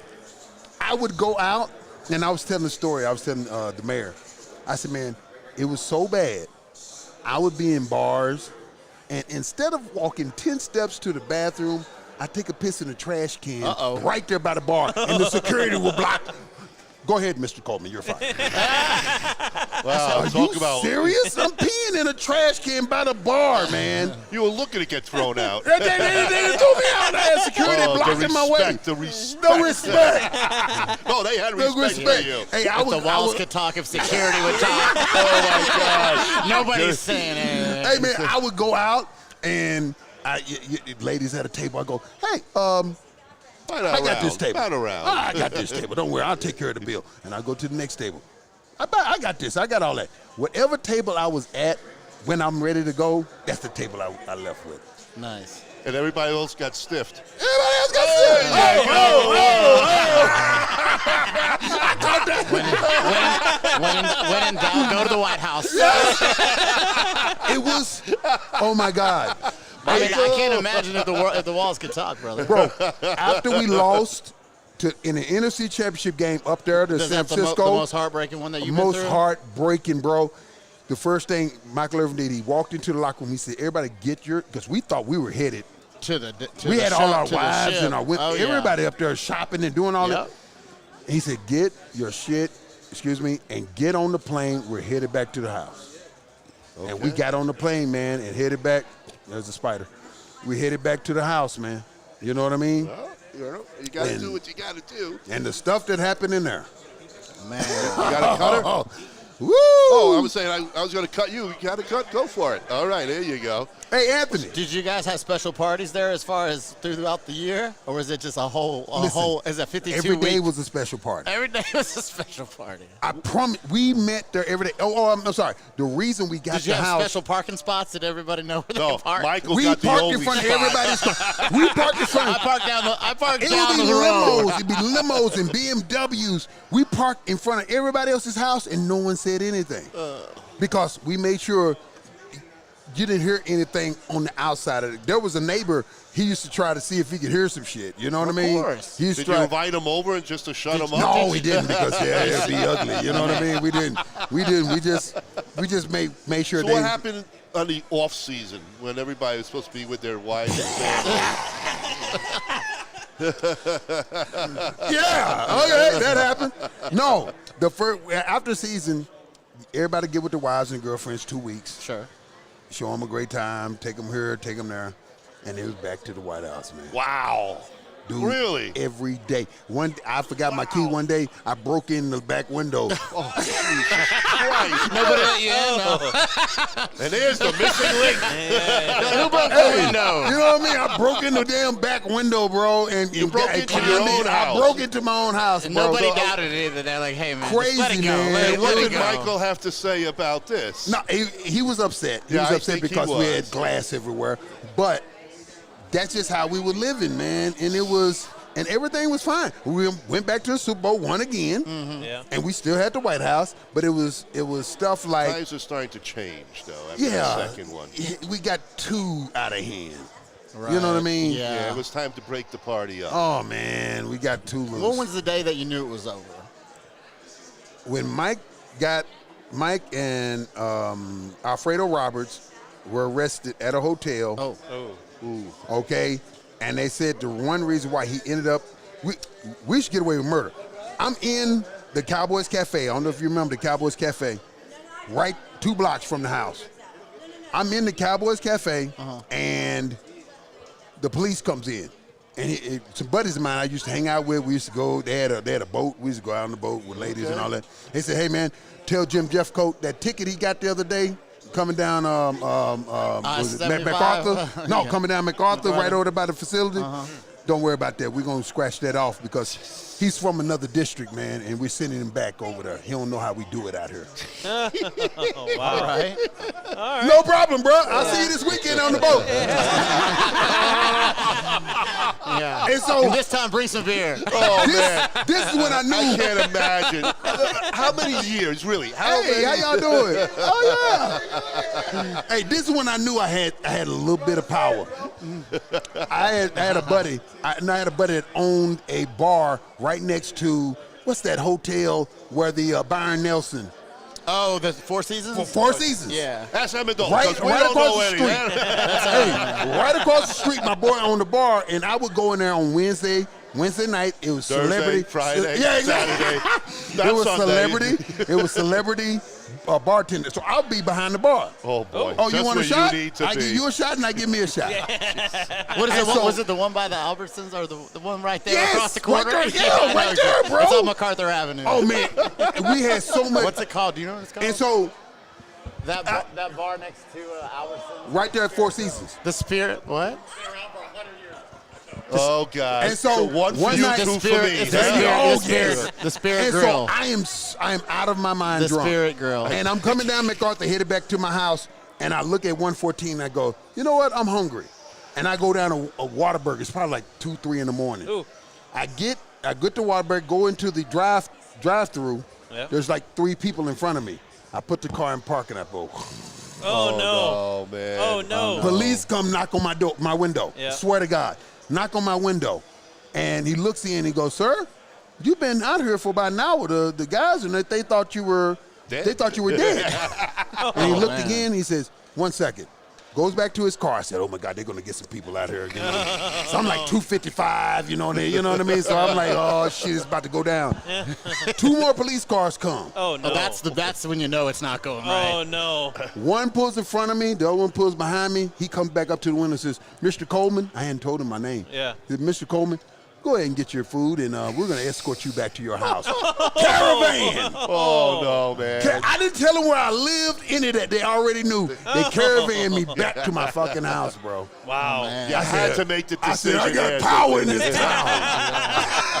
Somebody. I'm somebody. Pages too. All of a sudden, you're not so afraid to see all the sparkling lights. Hey, I was like, are you stopping me? No. Did they allow you to drive still, or they had someone Yes, they had designate somebody you? in front of me. And someone- I was in the middle. Had somebody behind me in a car, and a police officer on the man. other side, and they took me back to my house. I did not tell them where I lived. Yeah. They took me back to my home. One day, I'm coming off of Greenville.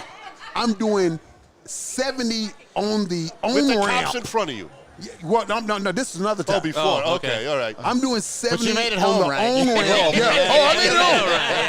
Right. But I'm leaving Greenville, a bar on Greenville, 70 on the on ramp. Oh, Raining, and immediately a cop pulls me over, looks in and goes, Mr. Coleman, come on, man.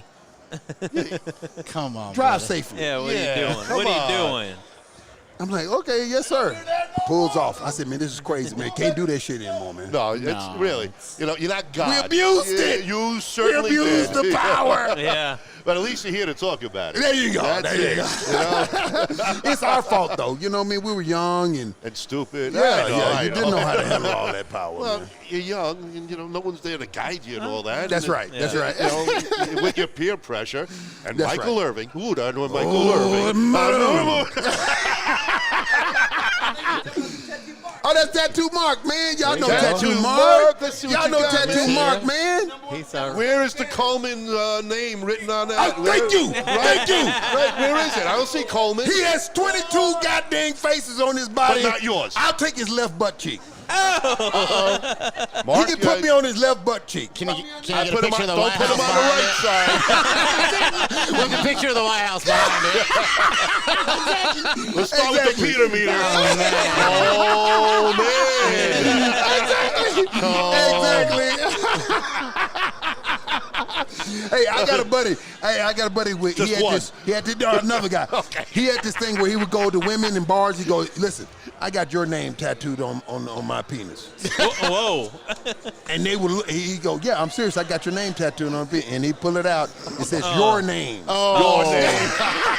Did he No really bullshit. do that? He did. Oh, Oh, man. no. He did, man. No joke. That was just a tool to get women, man. That's I mean, crazy. yeah, bro. I don't care how high you are. We You were ain't touching young. the Peter meter. I had We this. were young. I had this one. Heartache to heartache. You know, I had this one buddy walks up to this girl in a bar. She's got holes in her. She's got the big, rips in her jeans and her knees. And he walks straight up to her, dead face. He goes, I know you didn't get those holes in your jeans from being an insurance salesman. Oh. You know what she said? She goes, no, it was COVID. All the churches were closed.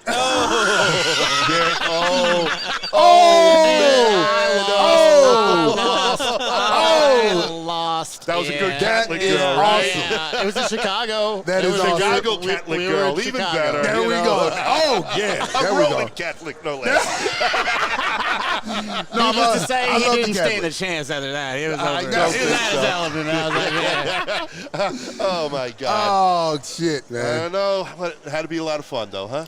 What an experience. It was, man. It was, but when I left, I was so arrogant, and I'm not going to say who got me started on cocaine and all of that stuff.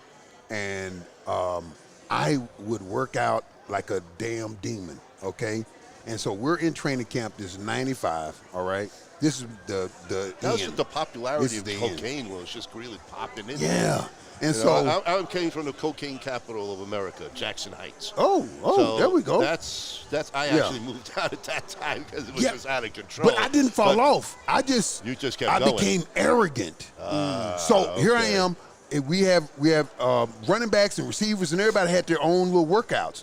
So off-season workouts, and so I would work out with Michael Irvin. I would run the receiver routes. Oh, there you go. I run their route tree. Right. Okay, and he had to do that like 4 times, Exactly. the whole tree. Yeah. And so I'm like, yeah, I'm doing. And then I got my hips under me. Here we there go. we go. So my weight and conditioning coach come to. He says, Lincoln, you need to be over there with Moose. Moose is running the running back route tree. I said, I'm not a running back. I'm an entertainer. And he looked at me and says, all right. So we get in training. We're about to. 1 second, Cole. There you go. There we go. I got it. Just got to keep some people lit here. Okay. You know what? My Let me get mine Chicago lit. Cub man over there. That's my man. And Tattoo Mark. I'm doing this show on Wednesday, man. We're going to talk about some real cowboy All right. stuff. Okay, not Yeah, that but he old. wants to talk about Cubs. Not that old. Hey, we're going to the Super Bowl. You know what I mean? Not that mess. Okay? But here you go. There you go. And so. Oh. How many you want? There you go. Okay, there we go. Man, you smoke cigars? He's in the crowd. Did he say I'm going to try it? I'm going to try it And today. he's going to try with one of the best cigars he ever going to smoke in his life. Holy smoke. Hey, Dennis, you see my little brother? Is he over there? Make sure you don't inhale, Mark. I want to Don't introduce inhale. him. I want to introduce him to the. Is he near Jim Ross? I want to introduce to the mayor. What's that, buddy? And He'll so be we're right there because we get Mr. Amendola on here next. so we're about to go into training camp. We do testing, okay? Okay. And you run 40s, this shuttle run and all this stuff here. And so I got down to 240, okay? And we run the shuttle. To this day, no one's running the shuttle faster than me and this other guy. The other guy was 175. I was 240. Holy okay, shit, dude. Okay, That's amazing. To this day, and so I run the shuttle. I ran a 3-2-3. Okay, Well, and so I come go. across the line, and I look back, and all the coaches doing like that. They said, no, there's no way you ran that. And I said, okay. They say if you run within 2/100ths of that 3-2-5, whatever, we'll give you the 3-2-3. I do it again, 3-2-3 again, and I come across the line like this, and I look back, and they said, yeah, you got it. I ran into the locker room. Okay. Wow. To get to the White House. Yeah, there you go. To tell everybody, to tell all my boys at the White House. Oh, yeah. I'm running my I'm mouth. about to blow this up. I'm running my mouth because every position, if you're the best in you get a free 2-week vacation in Hawaii. Ooh. So I'm in the locker room. I'm running my mouth. The weight and condition coach, same one I told that I'm not a football player, I'm an entertainer. He comes in and says, Link, you got to run the 40. I go, Emmett didn't run the 40. He's sitting right next to me. I said, Moose didn't run the 40. I said, go get me my goddamn Hawaii vacation. He says, okay, no problem. Barry Switzer walks in. He goes, we're going to have to let you go. What? I was hot. What? Curveball. I didn't lose a step. Yeah. I lost step with reality. Oh. I was arrogant. I was in the best shape of my life, but I was on that cocaine. Yeah. And I just thought I was the baddest man on the planet. Because I Superman. seen all these guys work. Yeah. Our motto was, you hoot with the Owls, you better soar with the Eagles. Yeah. You don't miss a step. You want to party? Okay. But when you wake up in the morning, you better go your Get ass to to work. work. Yeah. Go to Get work. to work. And that was our whole thing. We always felt we were better than anybody else. Sure. Yeah. Because we prepared for each game. The hardest part of that week wasn't the game, it was practice. Yeah.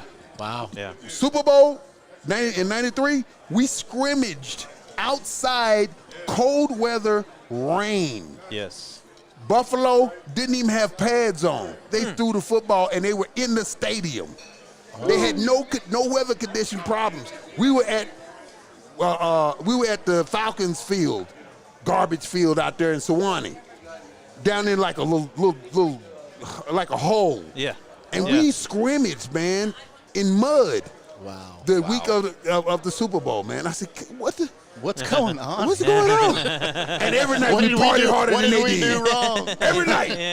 But they got you to where you had to be. Yeah. That's what I'm saying. That's It was what all it is. the week before a game. That's the hardest part of the Yes, week.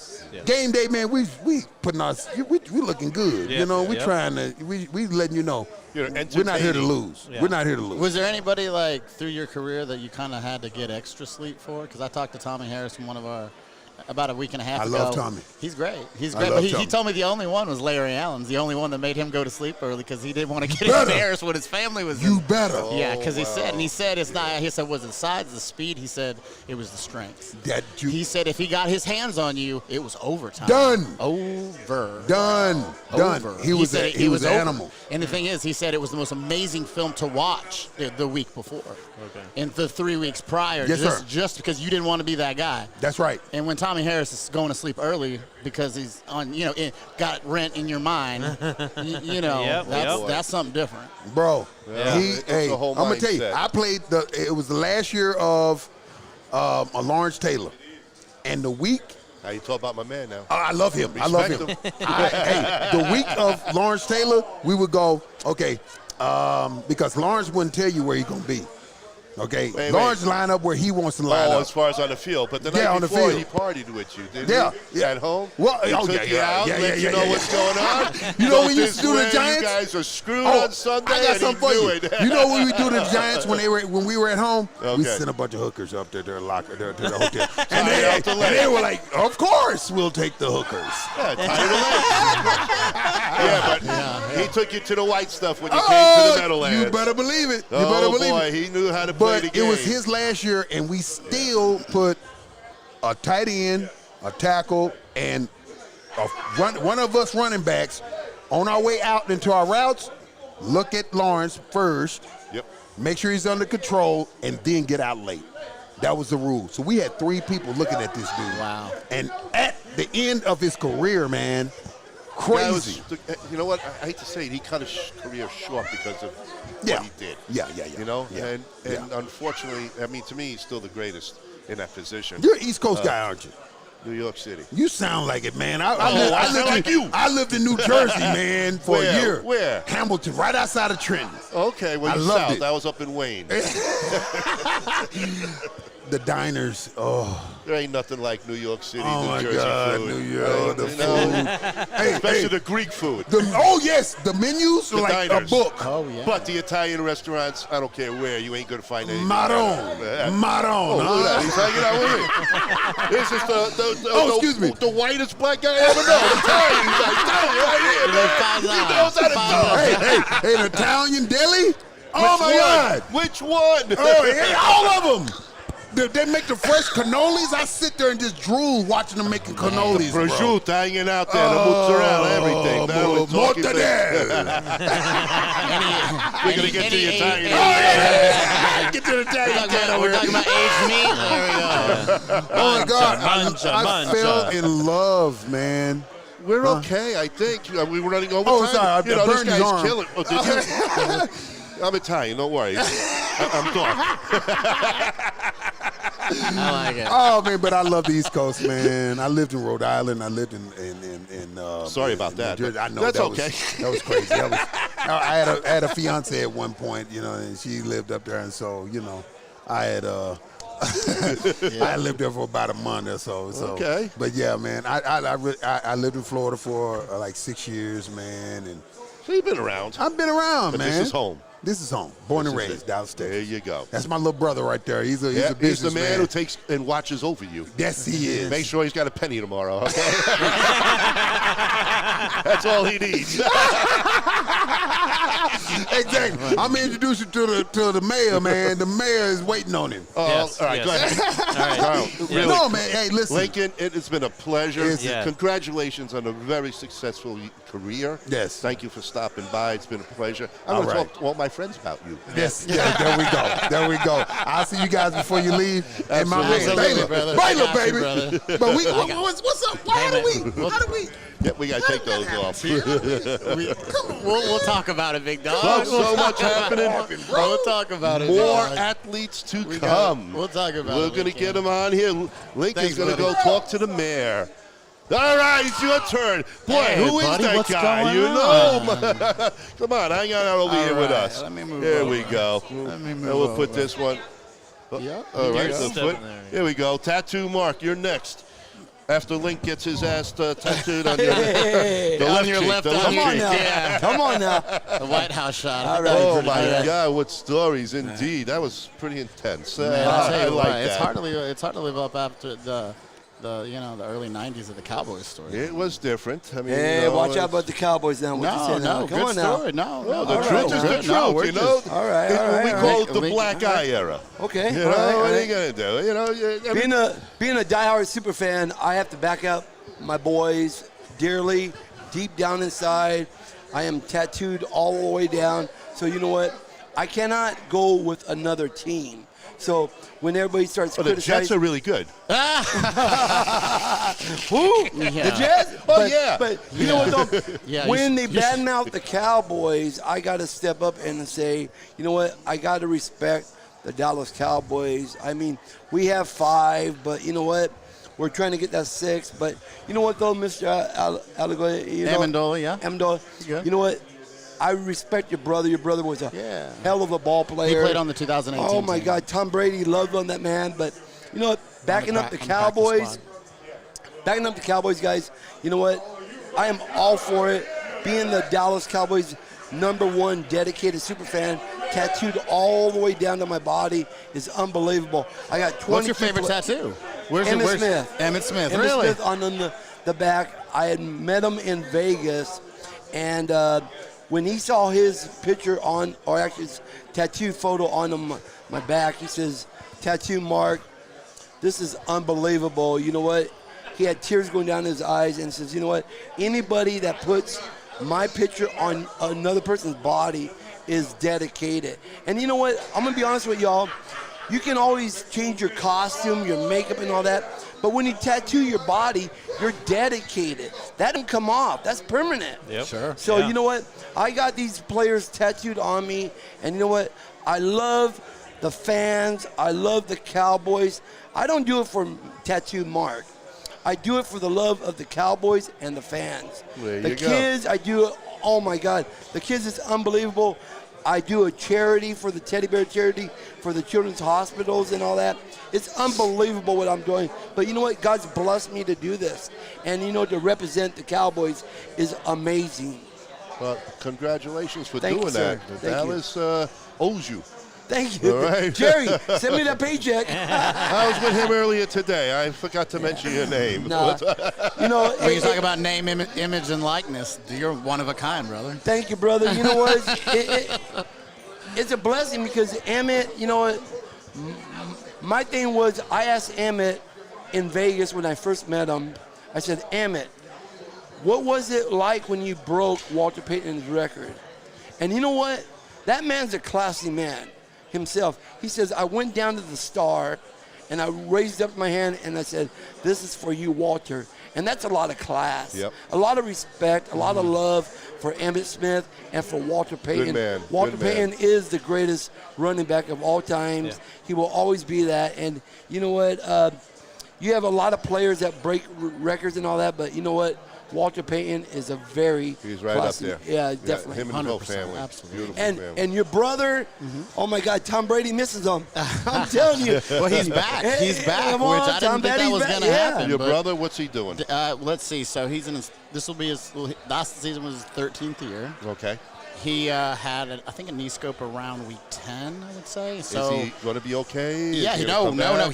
He scored, I think, 2 touchdowns in the last Okay. game. So Okay. he I think that he's going to try and do number 14. We'll Nice. see. Nice. Right now, I don't know if he's working out with any individual teams, but I know he's working out still. He's in incredible shape, and his knees are Good. good. He's got some stem cells in there before. Okay. That helped him tremendously. You'd be Okay. amazed how much. Where's he living these days? He lives in Austin, Texas. He's in Austin. Yep. Okay. All Yeah, right. he lives in Good. Austin, Texas, not too far away. So, Yeah. you know, during the off season, we get to Tell him to come to the hang Jets out. or the Giants. We need help. Big time. The Jets are a whole other story. They all do. They do. They do. The bad news Bears, I'm telling you. Absolutely. And how about you? What's you doing these days? Not much. I mean, let's see. I came out with a new podcast this week. Okay, The we heard a little bit Budkiss- about that. Yeah, Budkiss Beyond the Line. 2 episodes released last week, and then our third Are one you is doing with Dick Tommy himself? Harris. Absolutely, yeah. You so are, he, okay. he comes on. He was on the first 2 episodes. We did the third one with Tommy Harris, and then I have to fly out on Sunday to do 3 more episodes. So Excellent. we've got a couple different. We actually got another Baylor Bear. I think that's going to be on Ray Crockett maybe on there, and then some other guys, some more local Chicago stuff. So more Okay. from the 312. Yeah. So there's that's some Chicago. yeah. So there's a lot going on. We did a college tour last year. We did we visited different colleges and high schools and some of the Budkiss candidates throughout the year. And as the year, you know, the list shrinks and it goes down. So by the end of the year, you know, we don't even know where we're going by the week, you know, Well, it's 13, hard. 14. It's hard scheduling and figuring it all out. It's But it was not great. easy. It was great. Yeah, we got to spend a lot of time in Athens, Georgia this year with N'Kobe Dean, the winner of the college. And it's unique because he was one of the guys that won it in high school. So for the first time in really forever, he's really the first guy that could win it in high school, college, and then in the pros. Wow, that would be amazing. So Wouldn't it? yeah, so he's an amazing family. They're super cool. His brother Nicholas is awesome, and they're just a good family. So it's we got to meet up with them in California for the Budkiss Award, which aired on CBS probably like a month and a half, probably about 5 weeks ago, and everything went really, really great. So we're just trying to gain some speed for next year. How is Dick feeling these days? He's feeling good. He's feeling good for 79. I hear he's up there. He's, I know. You know, he has issues with his knees still. Yep. And back in those days, I mean, I'm telling you, you should Oh, see they gotta you should pound see him the back scar. there. You Oh, should, God. You know what He's I'm a saying? mess. It's one of the He's a deals. mess. It's just like one of these. You know, it's I guess, you know, it's the best they could do back then. Right, yeah. And so it's, you know, he's dealing with his own issues as far as, you know, with the knees and joints and stuff like that. But he's very well spoken, very alert. He's funny.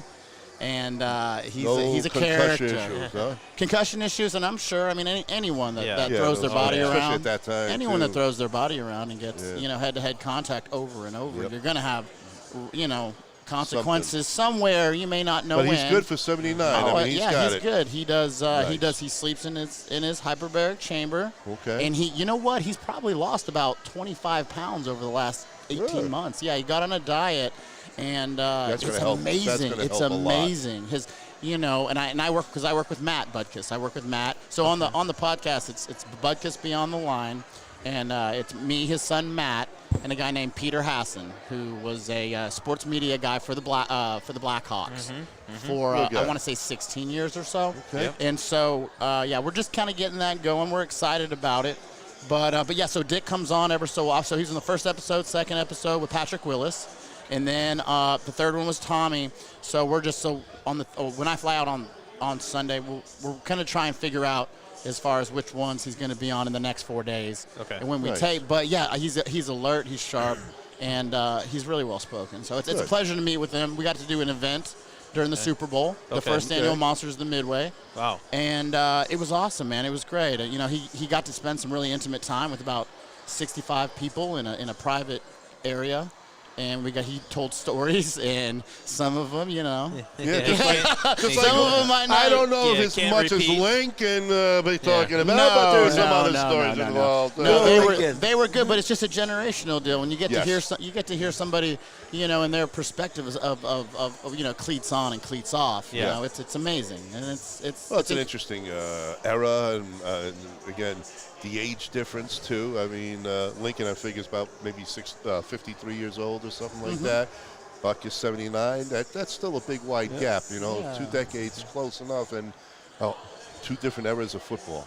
So, Absolutely. I mean, some of the you hear a lot of the stories about some of the older guys, and it kind of breaks your heart a little bit. Well, what's you know his what I name? mean? The Not coach to bring everybody there. down, but as far as even as far as now, I understand Tommy Harris still hasn't got some of his money back from a lot of guys from the haven't. NFL with his disability stuff. Yeah. So Yeah. even as far as that far, imagine the older guys. So he's for his age, it's amazing. It really is. It's well, amazing. that's good. We're hoping. I know. The coach from the Bears? The Bears. What's the coach's name there? Ditka? Eberflus? Ditka. Or He is Ditka. still fighting hard. I heard. Big promoter for getting the old guys, even these new guys, the healthcare benefits to help them. I mean, it's like he's on a mission from God before he goes to make sure these guys have money into the system. That's awesome. I mean, That's awesome. Well, Yeah. they really do. Yeah. I mean, these guys are just getting pounded left and right, and it sucks. Yeah, you know what?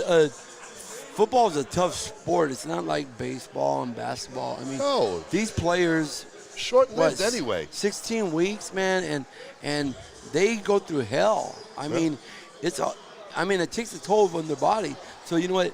You have to give a lot of respect to all of these players for what they do, what they go through day in and out, and it's not just collecting a paycheck. It's putting your life out there. Your body on the yeah, line. Yeah, your body Every on day. the line. Yes. And people don't realize. People think, oh, they make lots of money, millions of dollars, but realize they're taking a chance of probably being paralyzed. Wheelchair. Be in a wheelchair Well, for what's the the rest of their average life. age? 3 years? 4 3 years? years, yeah, That's 4 the years. average age. I think it's that's It's all you got. Yeah, you know, you so don't. yeah, So- you're going to get the big money up I front, mean- but certain positions.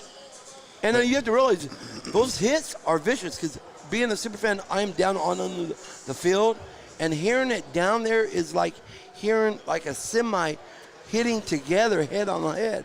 It's totally different being up in on the stands. So you know what? I know what these players go through, and I feel for them, and I give them a lot of respect, and I give them a lot of love for what they do for the fan itself. Yep. The fan base. It's about the fans because you know what? Without the fans inside the stadium, you don't have nothing. I mean, you don't. So you know what though? You know your brother. I do want to send a lot of love to him. Absolutely. And you know what?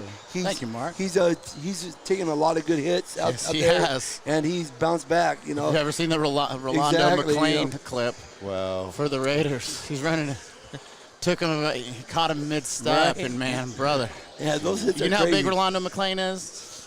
They're all big. Let me to tell you, bro. He got, I Not mean, bigger it was than a his body, brother, I tell you that. 100% body slam, and it was violent, you know, and that's what they go through. They take a lot of pounding, not only on their knees, their hips, and their joints, but in, you know, obviously their head. The one thing that I think is misleading for the players is the improvement of the equipment, especially the helmet, to make it feel more safer, is probably more dangerous because these guys feel more invincible, and the materials that these helmets are being made out of are more dangerous when going head on or in the stomach or whatever. I mean, they hurt more than the olden days when maybe you, Mark, and my age, back in the day when they had really nothing.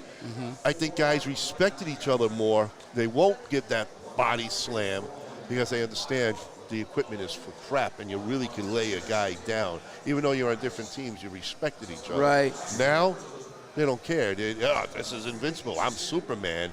And that's kind of mentality these guys are doing. That's why you have all of these concussion protocols, and they have that tent out there because they do want to make sure that these players are safe to go back out there. Yep. Because you know what? You're dealing with people's heads, you know, so it's. I'm going to show you one We'll go look at picture. some pictures. I'm Go gonna show you ahead. some pictures. Check this out. You want to talk about equipment? Look at that face mask. Ooh, nothing.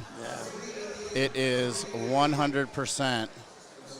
Wow. I mean, there's. Yeah. I mean, There's- we're talking right, about am I having talking- sensors in helmets now that can actually record information and give it back to the Well, coaches that's great, but real time. And this is something that's. But am I right or wrong? Well, do you think am I right, or am I assuming I'm right, or do you think what I'm saying is off base? Because I'm thinking about as that. far as CTE. Well, I'm talking about the equipment of today is supposed Well, to be I mean, you're so, talking about you're you know, talking about above the and lightest, strongest fibers that they right, can connect. and I think that could do more damage or make the guys feel more invincible. They're going to go out there and do a pounding. They're actually trying to prove it, though. I mean, yes, I understand what you're talking about, but they're trying to improve all these people, all of these players from getting these injuries by doing the protocols and the tents and all that, because after you get a hit, they want to put you in on that tent because you're not going to go back out there. Right. I mean, they will make sure that you are 100% healthy to go back out there because, I mean, you're putting a person's life on the line. And to put someone out there under a concussion, no. Well, they did That that ain't gonna back in the happen. old days. I've With had- smelly I've had- saw.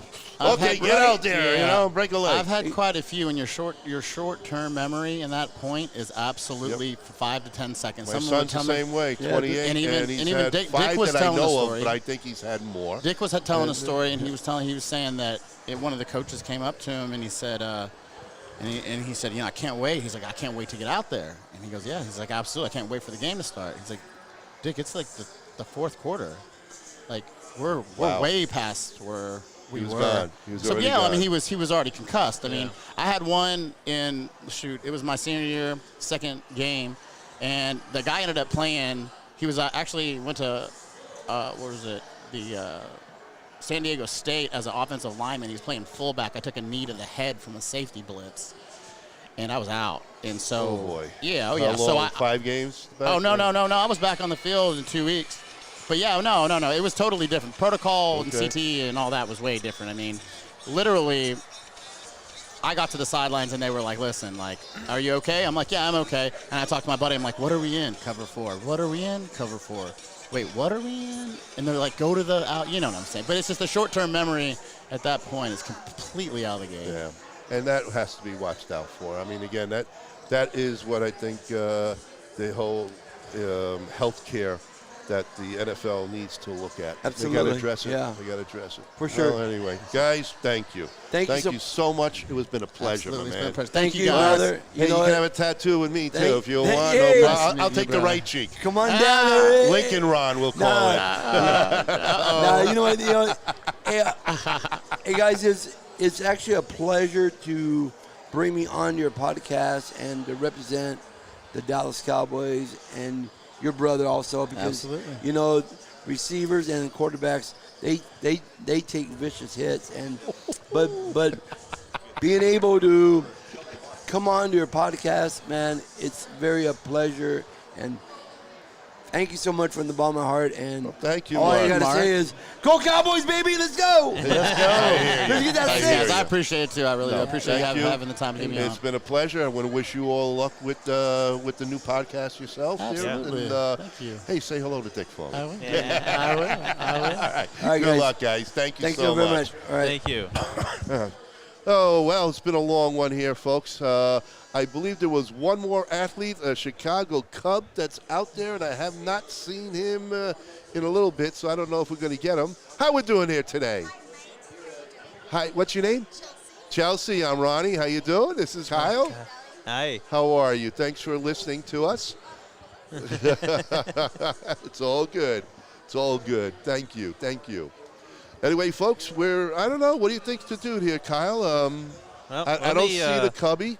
You want to get Jarrah up here and Dave kind of wrap things up, or we could look for TK. And I know he wanted to talk with I can't remember the guy's name for the Cubs. Bring him on. Thanks, guys. Take it easy. Anybody see the lighter by any chance? No, green I don't lighter? know. I don't know where it went. All right. We're it's missing gone. the green lighter. Well, that's sad. Somebody actually took the green lighter. Wow. That's pretty sad. Yeah. Whatever. I've been wanting to light my cigar again. But, hold on. We got Tequila Sheila. How you doing? You going to leave us? What's that? We're live. No, yeah. come on. You want to do 5 minutes? Let's talk about Tequila Sheila, if you want to. I tell you what, you want to see if you can. I think that guy there. The last time I saw it, the guy at the bar with the hands. I think it was the last one that it had the lighter. And if you want to grab Jarrah, we're going to wrap things up if we can't find a guy from the Cubs. Okay. Anyway, folks, our next guest here is Tequila Sheila, and wow, everybody seems to know her. She's very popular in the neighborhood. She has her own bar right up behind the building here. Sheila, tell us a little bit about yourself. How'd you get involved? What's going on in the tequila world? Tequila. Sunrise. My statement is you don't have to suffer to drink tequila. So Tequila Sheila is one of a kind where you don't need lime or salt. So Wow. it's a sipping tequila, locally owned, operated in Little Elm, Frisco area. Okay. And it's an organic tequila, locally owned, women owned. It's a very healthy spirit. I don't think people give enough credit to tequila. So that's where Well, there's been a lot of stories about tequila that I've heard. And, it's, I think, might scare people away. I know it depends, but not this tequila. It's And what very makes plain. your tequila so It's much an different? organic, no chemicals, no Okay. pesticide. It's just one ingredient, which is blue agave. So There's is a it? story behind the bottle. Especially, no offense, it's a male-dominant industry that I am in. It is. It is. Nothing personal, but No, but the truth is the truth. I mean, it's hard for a woman to break in. Same thing like the cigar industry. It's male-oriented. It's not it is what it is, but you're trying to break into a man's world. But we had a little taste of it earlier, and it was nice. Thank it was you. nice. Thank you. And thank you, Jarrah thank you. also enjoyed your tequila. And, yes. it's a nice thing that we're going to move a little bit here, move a little bit there, and we're going to sit on that. And there we go. Jarrah's coming back on.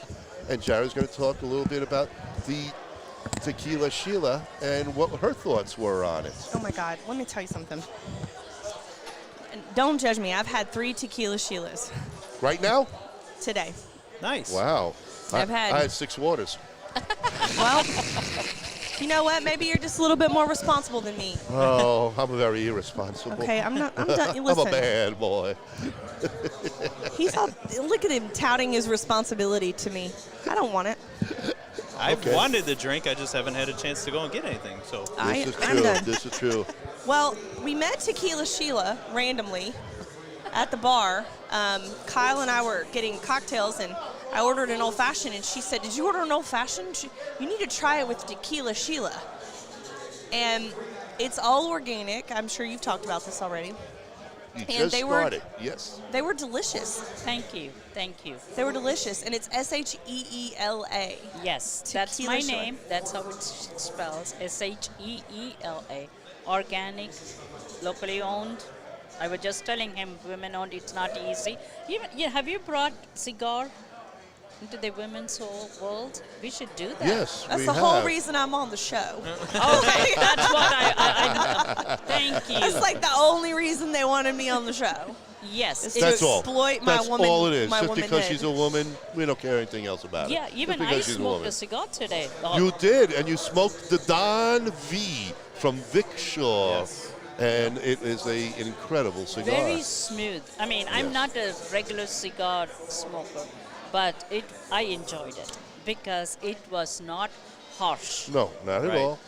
It was not harsh. Yes. I always tell people, you got to enjoy what you're doing. I Correct. am living an American dream. Oh my God, are you ever? Thank you.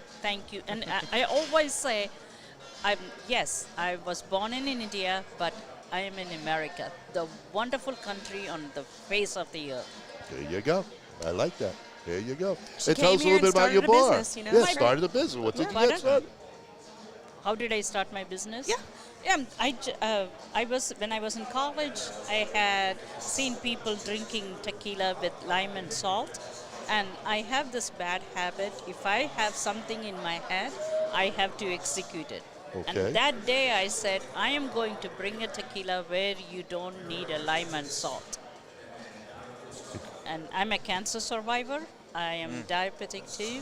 But tequila helps me in so many. It's a very healthy alcohol spirit. Well, it's I mean, you organic, can drink so the it's whole good. bottle naturally, but of course, it is a very no sugar, no chemicals, no award-winning tequila. And I've come a long way. Texas Live is one of my favorite happy place. Beautiful. Beautiful. Yeah, this venue is incredible, and she just literally showed David Blanco, and I walked with her around the corner here. She has a whole Tequila Sheila bar, bar Wow. on this side of Texas Live. And if you aren't from here and you don't understand how significant that is, this is one of the biggest venues in the DFW Metroplex. I mean, it's got restaurants and bars, and we're right next to AT&T Stadium, and she has a huge stage. She's having a Selena tribute band. Yes, on Sunday. On Sunday, Right. and Everybody you come. can fit 5,000 people in her little venue. 5,000 people.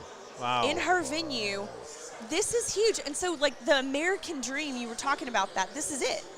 Yeah. Like, this is what you've done, right? You came here from India. You went to college. You said, I'm going to start a company. And now she has a 5,000 person venue at Texas Live next to Cowboy Stadium. Now, I am everywhere in the inside too. They carry my tequila. But Texas Live, I get people from everywhere. What do we have to see in Texas, in Dallas? I used to be so upset because all I have to show them is Sixth Floor Museum. That's it. Oh, yeah. Nothing else That's to see. it. See, I lived in Boston. I lived in New York. So there's a lot to see, but not here. So now I bring everyone to Texas Live. At a Nice. 5,000 They venue. love this place because there's a lot of concerts, good people, Yeah. a lot of work. But let me know if I can do anything on the cigar side, on the women, because I am all about that. She's in it now. You turned her into a cigar chick. Did I really? Yes. I Yes. didn't have anything to do with Oh, that. yeah, I Created know, a monster. I know. You We You did that. lit it. We lit it. We cooked it. We did everything. We gave her a label. You're going? Uber Mike, that's it. You're done. Bill? You're leaving? No. Oh, I thought you were saying a goodbye. Well, he Give it a can't leave thumbs without up. her. Yeah, he's the. Oh. That's He's- her husband. Okay. No, he's not. Oh, I'm No, sorry. they're Somebody just else good was. I'm friends. sorry. Good friends. Oh, I'm sorry. Just no, good no, no, friends. it's okay. My You were husband's busy on name the is Bill phone. Marshall. His name is Bill Marshall. So I say I have a real husband and a fake husband. My sister from another mister. That's like Kyle. He says he's got a fake wife. I don't know who she is. Well, you got to look it up. Tequila Sheila, Sheela. Man, if you're a tequila spirit connoisseur and you haven't tried this yet, it's incredible. Thank you. It's incredible. Thank you so And I mean much, that from dear. the bottom of my heart. I would tell you if it sucked. I know. Thank you. Okay. So I could since tell. you're I could tell. here and you guys are going to see more often, incorporate her cigar part, I'm and gonna help- then I'm we'll gonna get help her grow in that. there grow to it. try to pair. Oh, try to get her to pair a tequila with one of the famous cigars out there. And We're gonna do it. let's talk about We can it. have it, yeah, definitely. Little, Especially the pairing. añejo. It's aged 2 years in a whiskey barrel. So a lot of people, it goes very well with cigar and añejo, sipping añejo. I mean, I sip even blanco, but the cigar that I smoked, this was fantastic. Don Vive. Don It was. There you go. Yeah, that's what I had. I had the. Did I have the añejo in the Yes, old fashioned? yes, Yeah, I had yes, the añejo. tequila Sheila The añejo. Yep, that's what when you want to make old fashioned, because it's usually made it with whiskey or bourbon, something like that. But now tequila Sheila añejo gives it totally a different. It's actually it moves it honestly to the refreshing side. Yes, it was It makes very it lighter. refreshing. It was more of like felt like for me, because we have the seasons, not like you guys. It felt more like a summer drink. You know, it was nice, cold, refreshing. It was like an iced tea or a lemonade. I said, okay, that tasted pretty interesting. And it gave it just a tiny little bit of a sweet finish. Yes. Yes. It was super nice. But I see great things happening for you. Thank Sheila. you. Thank you. Even greater than already. Thank you. Thank you've you. already and a lot more accomplished. to accomplish. I want to be in other states, so a lot more to Well, go. other states means more work. Oh yeah, more work, more money, more people, all of I don't it. know about more money all the time, because sometimes, it's they. Oh, yes, Tequila Sheila here, folks. Tequila Sheila. That's a wonderful thing. Well, we Thank want to you. wish you. Thanks It has for been a pleasure to having meet me. you. Thanks for and having thank me you here, very much. And let's connect again. let's talk in Let's the future. make a tequila Sheila cigar. Oh, let's do that. Yeah. The label should say tequila Sheila. If so- you're serious now, I have the proper guy here that can maybe He's Mr. Blanco. he Could help you can with that. manufacture a He can tequila. blend you a nice cigar. Yes. That's what he does, Oh, I know. I Yeah, know. yeah, But so- is he from here? He's Florida. He goes everywhere. He makes cigars for everybody. And he's single. Yes. He is single. Yeah, well, you're You said married, you so now wanted- we got your daughter, maybe. I know. Hey, David! Sheila, you're married, honey. Very- Okay. Now you very said happily you wanted married. him to meet your daughter. I know. Remember that, so you can keep him in the family. Especially when he takes off his glasses and gives you the eye. Yes. That evil Oh. man. Well, we haven't seen the last of you, my dear. Thank you so much. Thank you so much. Have and a we'll wonderful be evening. In touch. Let's do something together. We'll be because back. there is a reason why you people meet people for. It's and faith I for am some reason. The faith. big man upstairs is trying to connect I am people Catholic. together. I am very. And I'm Roman, Catholic, but so- the thing is, for me, it's all Roman. about his timing. It's everything. Timing. He's got a reason for Thank you everything. so much. I don't want to hold you all too long. Oh, that's all right. We're just looking for one more guy, but if I don't think the guy from Chicago cares about it, so we might just say goodbye. Oh, the guy from the Cubs? Yeah. Oh, God. Yeah, he's still over. He's right over there. Where? No. I think I saw him go that way a little bit, where we went up the road. I don't know. Is he with TK? I think No. TK left. I'm not Did he? sure. All right. Not I sure. thought I saw him go towards Tequila Sheila. Towards Tequila Sheila. Everybody goes toward Tequila Sheila. She knows everybody. Well, she knew seems very popular. She knew everybody on this patio. See, I respect people. I don't care who they are, what role. For me, people are people. Everybody's, and they got to earn your respect, and they got to get to respect you. Yeah. That's the most important thing. Yeah. All righty. A pleasure. All right. Watch Thank your you. headphones before Yes. you pull off, and Oh, you can walk away with these things. Believe me, we're so used to it. Bye, honey. Thank you. Good luck. Congratulations. Sheila Tequila, Tequila Sheila. you. Everybody calls her a name one way or another. So, Jared, we're going to wind things up, I think. What do you think, Kyle?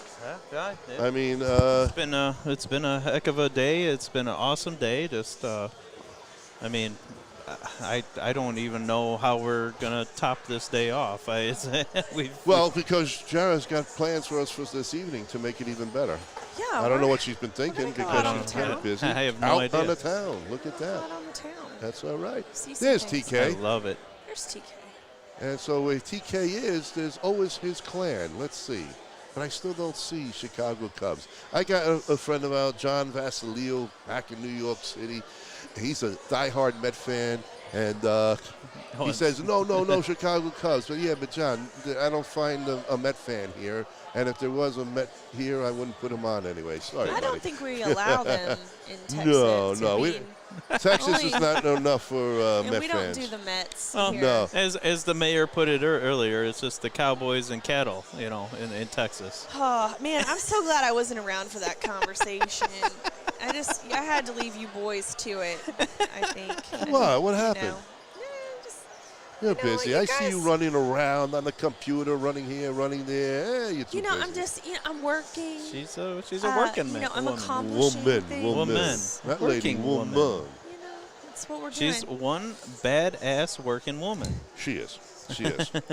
So, Jara, all we can say is thank you. Thank you very much for pushing the mayor to have us here, to get us on the events from last night and today, because for me, at my age, that was pretty awesome. So thank you. I don't unless we come and do that for the groundbreaking. I'm here for 2 years. That would be great to see that again. But thank you again for having Kyle and I over here, and it's awesome. Yeah. Thanks for inviting us. It was my absolute pleasure, man. This was a great thing to share with you. I was talking with David Blanco over at the bar, and he was like, man, he was like, I just didn't, I got to tell you this.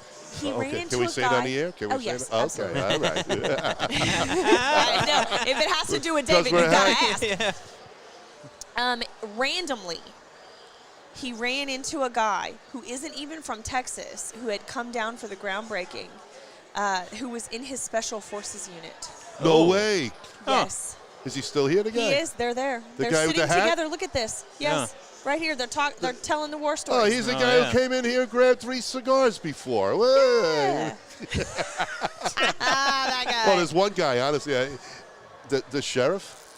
Yeah. He grabbed 6 cigars today. I said, how fast are you downing these things, man? You're a vacuum. It's when, it's a good stick and everyone's having a good time. But how random is that? Oh, I it's mean, a small world. 34 years ago was So when they they served served together. Small 34 world. It's years amazing. ago. Amazing. In the same unit. Now, they didn't know each other then, but they were in the same, like, when he said something, that David heard him say it at the bar, and David turned around and goes, "You're in what?" And they figured out that they were in the same unit. Wow. There's so many guys in a unit, though, too, Yeah, you know. and they were like, and now they're just like, chopping it up. They're buddies. Over there now. So I guess David invited him to dinner with us. He's coming to dinner with us. All right. And that was just so cool. So you just never know who you're going to connect with at something like this. And, I know that David, especially because of what he's done, felt very honored to be in that tent today. And so it was just, it was just my pleasure to share it with you. I'm loving our friendship. I think this is like a really beautiful this is an thing. amazing thing, and we get to share it with so many people. TK. Well, you gotta get it, brother. There you go. Hey, is Chicago Cubs still here? He just left. That's He fine. did just We didn't know. leave. Okay, sorry. Huh? I don't think we got to talk to him. No, we tried, No. but Lincoln did take quite a bit of time Yes. up, and then Tattoo Mark was here in Anadola, and we went through a lot of people, but Hey, so.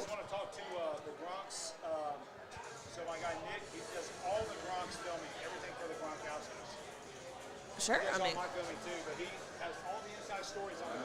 well, I think that people would like to hear about the Gronkowskis. Why not?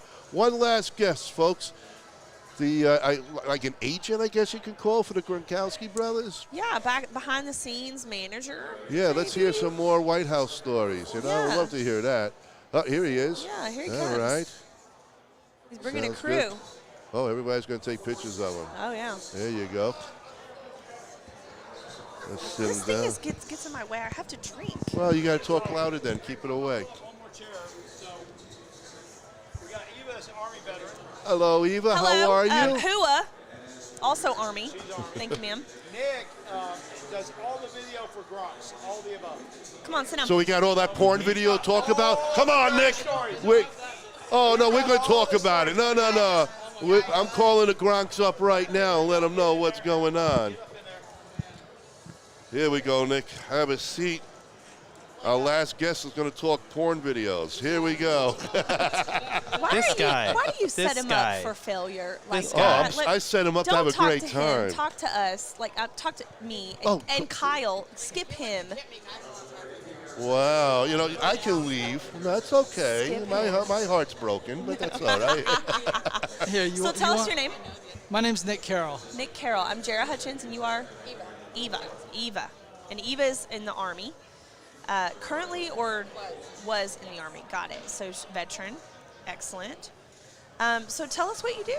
So, like I said, my name's Nick Carroll. I'm with Nash Entertainment Media, and so I do a lot of like the Gronk videos with Chris Gronkowski, Rob Gronkowski, all five bros.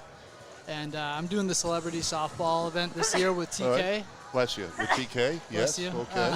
Yep. So yeah, looking forward to that. It's here in the next 2 months. So yeah, Beautiful. I can't wait beautiful. for that. So what got you into the whole video scene? You Is know that what? Like, profession? You went to college or high school? No, learned it all so there, like or? my background's actually kinesiology. So Say what? Kinesiology. I don't speak Greek. Say that again. It's the study of the body. Hey. Like I said, I study body my way, you study your way. Come on. The study of movement. So yeah, I did that for about 10 years, and then it was always a hobby of mine, like videoing in high school and everything like that. I didn't do porns like you. I'm retired now. We can't all be like Ron. No, not everyone can be. You know, there's Not only e- one not everyone is Venusaurus as monster, and that's cool. mine. So that's it. I claim it. David So- Blanco. Hey, we're going to talk later. I think I have work for you. Tequila Sheila, you see her? Go talk to her. Before Sheila, you see that guy hugging her? She needs to talk to you about making a cigar for her. She wants a line. Yell, she's running. Hurry. She's. Oh, okay. She's running. Hey, I'll look out for you, brother. Now, Huh? Yeah. Oh, we're still on, all right. Oh, yeah. Yeah, we're still on. Yeah. Now, We're how did almost you- dying here. We're how- almost finished. What led to you being in this position with the Gronkowski brothers? Because I played with them last year in the celebrity softball. Did game. you? Were you on Yeah. the blue team or the red team? So I was on the winning team. That's the blue team. So no. No, it's the red team. No, Last get out year. of here. It's No. the Yeah, red. the The red blue was where won. Jim Ross Yeah, was on, and yeah. he lost. I know because I'm a winner. You're a liar. Oh, you don't. Folks, the show just ended. I'm like bowing up in my chair. You are. I'm trying to calm you down, girl. But what led to what's I have led to tape. this? What led to this? So, my former girlfriend actually put a Facebook ad way back in the day, and Chris Gronkowski's wife, Brittany, responded to it. And we ended up meeting up with them, doing some fitness videos for Chris, for Ice Shaker and everything. And yeah, it just took off from there. Are they like as fun as they seem? Oh my God, they're Because like they're freaking hilarious. they are the most hilarious, close-knit brother crew. Like I've family, including Papa Gronk, everyone. Like Papa Gronk. I like The- that. I It's not mean, the Smiths, eh? they're all hilarious. Like from Gordy all the way down to Glenn. Like Nice. I follow them. all of them, all five. Yeah, and it's it's such an interesting family dynamic. Like, do they have any sisters, or is it No, just no, them? it's all five. Yeah, it's Gordy number 1, Dan number 2, Chris number 3, Rob number 4, and then Glenn's number 5. And they all 4 of them played professional football, and 1 of them played professional baseball.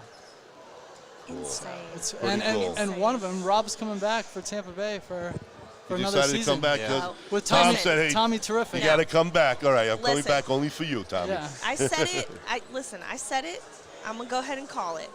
Okay. When Tom Brady retired, I called bullshit. Okay. I did. I called bullshit. What's I did. that?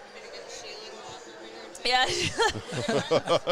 I'm telling you, and I called bullshit, and I was like, that dude is gonna play until he's on an oxygen tank. He said he was going to play till he was 50. Oh, they're gonna have to wheel him off. They are.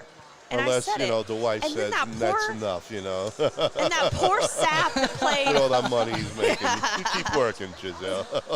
And that poor sap that paid $500,000 for his football, that his retirement football. Oh, yeah.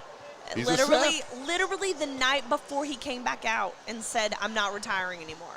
Yep. This is when it happened. Yep. But they're such a dynamic duo. I really liken them to the Michael Jordan Scottie Pippen tandem of basketball is what they feel like Oh, to absolutely. me in football. Absolutely. You Good know, friends. They Good might as well be friends. brothers. Like, have you seen them act together? No. Tommy and Robbie? No, they're- no. Yeah. Remember, as a Jet fan, I hated the guy. Oh yeah, But I know. respect him. My Respect him. brother's a big Miami Dolphins fan, so I'm sorry about so that. he understands your pain too. I think sometimes we look at people like that, like Gronkowski or Brady or, Aaron Rodgers, Michael Jordan, and we forget that, they're just people. Yeah, they put his pants on like I do, you know. Yeah, and so One it's leg just, at a time. I put them on so, both. So if you had to, and here's one thing I'm wondering, because my godfather's an actor in Hollywood. Who's that? And his name's Glenn Morshower, and he's been in 200 movies. I mean, he was in all the Transformer movies. He's been in Wow. everything.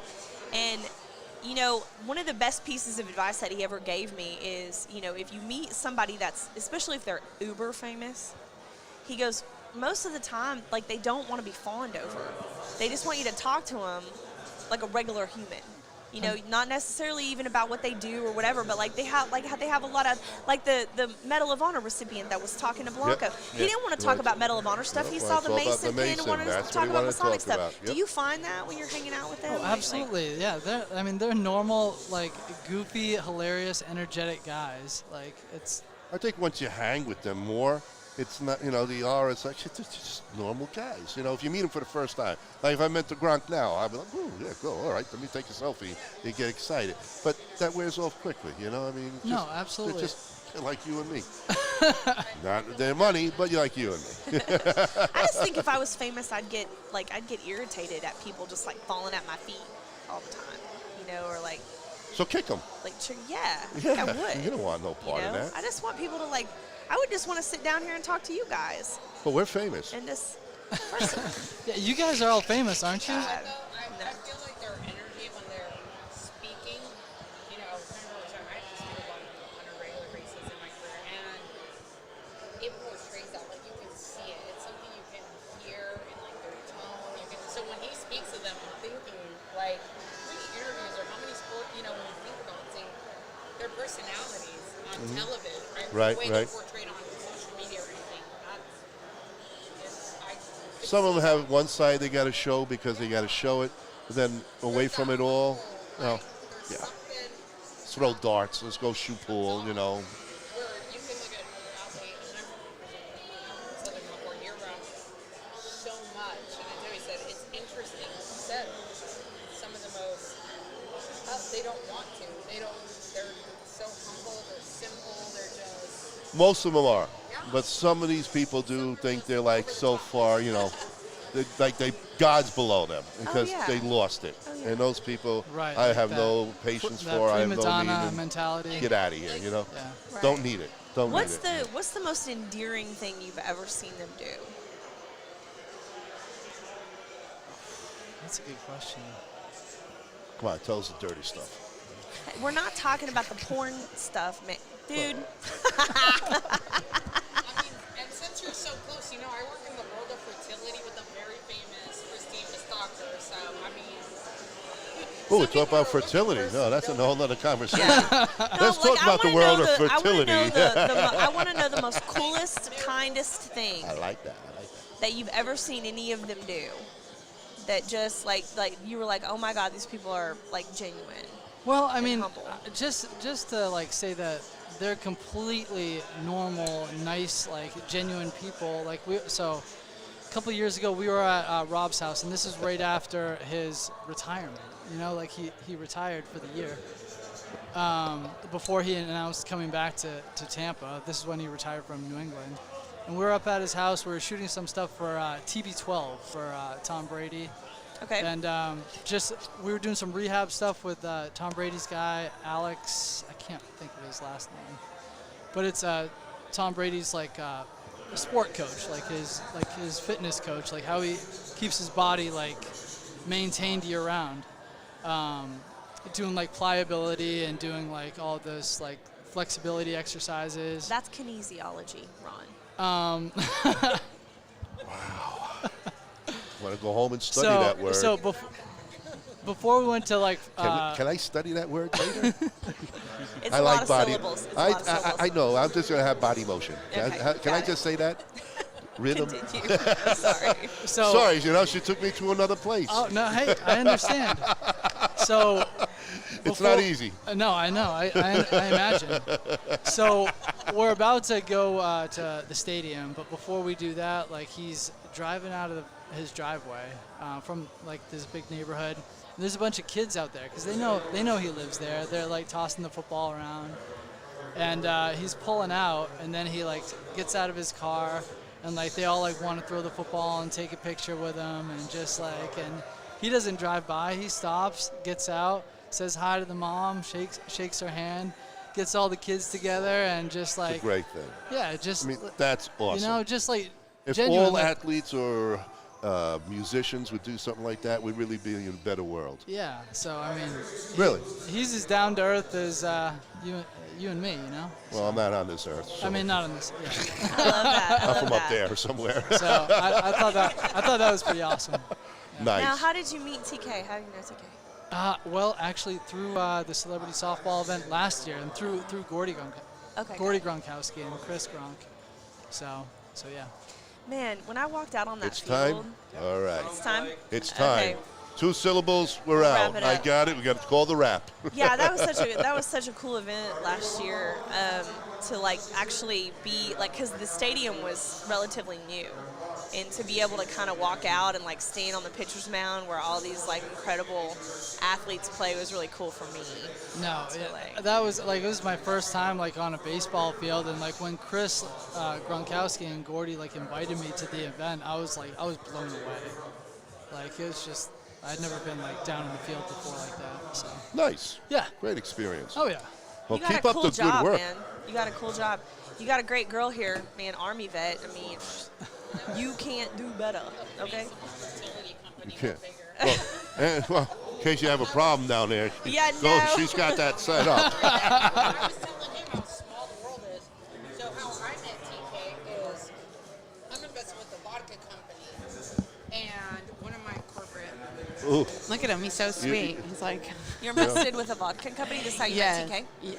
No, so a friend of mine who's a corporate planner out there, when everything kind of came to a halt in 2020, and I was transferred to Texas in a children's hospital in San Antonio, she was like, "Hey, you got to get in touch with so and so." I was on a book signing thing with him. He was a veteran. We connected. Go figure that. I've done so many projects with them that he was a shareholder in. Wow. And we like clicked it. I said, how, when you think about how tall, and then I left to Utah for a little while to work with Intermountain on an expansion project, and now home base. So There came you back, go. and he's like, and I said, look, I got to make some friends. Like, we got to do something about this. So he was like, hey, I know you love sports, you love this, that, and sure enough, boom, right here. Right This is here. it. And TK's The awesome. center of it all, Arlington. So like Wow. post the office, we had a home run day with like a meeting, and I told TK I am leaving straight from the office. I'm gonna see y'all there. Welcome to the shit show, girl. Right? I told him, but I don't think there's nothing I haven't seen yet. So A lot more to come. Yeah. There you go. Show the right But stuff. Like, All right, and Debbie Does Dallas is not on the books. and You had to be here. It So is. anyway. It's so awesome. But think about this. I mean, I help push two things in the world. I'm invested with the Trust Me Vodka company. Okay. Vodka, booze. Yes. And I help conceive miracle, God's gift to the world, babies. Kiddos, man. Push the two best things. You're going to need one for the later, right? Yeah, I'm just trying to pick up the trash, bro. Create a vodka I'm for just the trying- babies and Yeah, think about that. They can start something. young. Yeah. We got to figure all this out.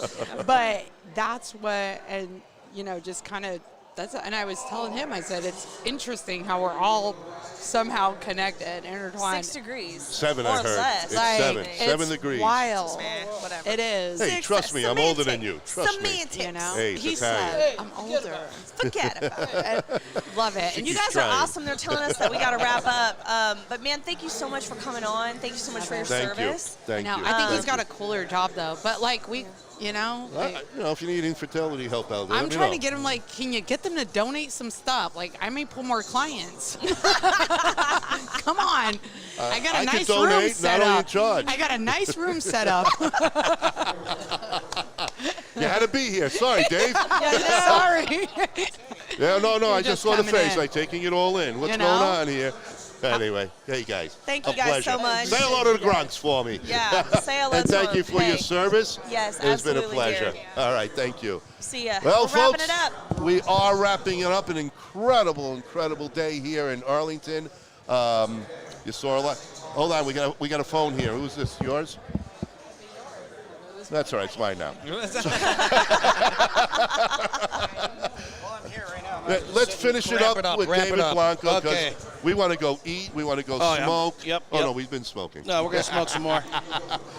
David How you Blanco, doing? I'm You gonna doing. smoke some man, special? I'm- Forget about it. You we're talking to doing me? good. Forget about it. We're doing Forget good. about it. Not for anything. But, Couple 2-3 cigars. Couple 2-3. You got You something almost said it. special to smoke? Or? Yeah, I got something special. Yeah? You want to see it? Oh, boy. It's got a tattoo written Oh, on it. Jesus. Your name. Yeah, he's got your name on it. I got the original Blanco. Oh, hey, jeez. Hey, we're going to have you two guys back actually in 2 weeks. Oh, It's going yeah? to be Oh, that's right. your birthday. It's my birthday. It's April 5th. We're going to have them both back. We're going to discuss another cigar line. We're not going to mention it now. Another cigar line and a lot more from David Blanco. Secrets. Huh? I hope you guys had a great time. I did. Absolutely. I don't know how you wrap Fabulous. this thing up other than saying it's an awesome time. It's an honor to be here. Thank you, Jared. Thanks to the mayor. And Yeah. I'm glad we could all be here together and share it together. It's awesome, man. And I can't wait to come back and, I see you almost every Wednesday anyway, but that's on Zoom. It's not in person. Yeah. I can smell you now. It's a little bit different. Not bad, huh?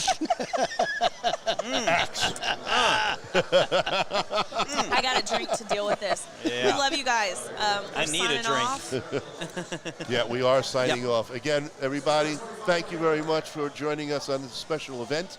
We will be back Tuesday evening with Mr. Jack Torano of Espinosa Cigars and their new release from Guy Fieri and, of course, Warhead. So stay tuned, spread the word. We'll talk to you in a few days. But in the next few days, take a look at the Instagram that Kyle puts out. We're going to be all over this town. Lots to show, and we're going to have a lot of fun. Yes. So from all of us to all of you, light them up. We'll see you next week. Stay smoky. Next week. Stay smoky.